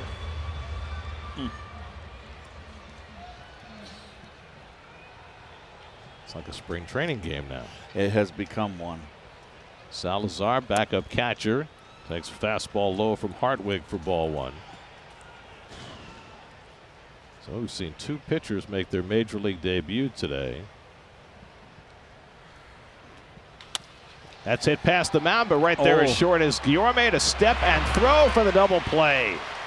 So Hartwig gets his first two big league outs. 6-6-3 double play, and the Astros are down to their final out of the night. That ball almost hit the bag at second base. So Hartwig gets his first two big league outs. And now Gray Kessinger, the grandson of the great Cubs shortstop Don Kessinger, will be the pinch hitter, batting for Abreu, and he takes a knee-high fastball for a strike. It's easy 96 from Hartwig. I had the good fortune to have play with Don Kessinger my rookie year. Actually, yeah, not my rookie year, my second year. In 75, I lost my rookie status in 74. He just didn't look the same out of that Cub uniform, particularly in a Cardinal uniform. And the fastball on the corner, and now the Astros are down to their final strike. Grant Hartwig, who pitched at 4 different levels for the Mets last year, now at the big league level for the first time, and he gets the breaking ball down. It's 2-2 to Kessinger. Max Scherzer went 8, allowed a run on 4 hits, a walk, 8 strikeouts, 91 pitches. Terrific night for Scherzer. A huge bounce back for him against the defending world champs. And Hartwig misses away, and it's 3-2. Yainer Diaz would be next.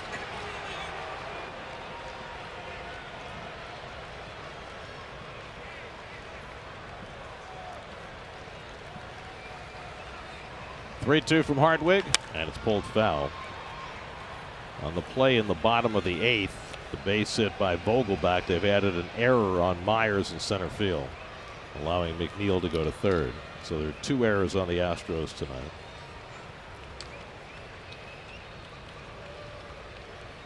And that's up and in, ball 4, and so the game continues as Kessinger draws a 2-out walk.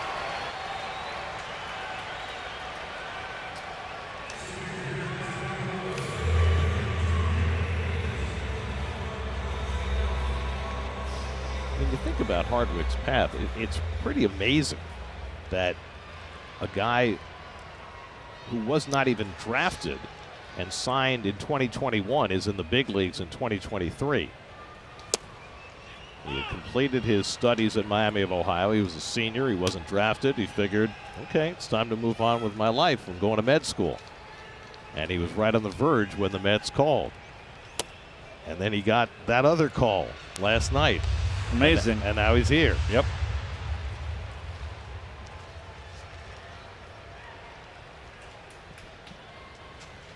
One and one to Diaz, who homered for the only Astros run in the 7th inning, his 6th home run of the year. That came against Scherzer.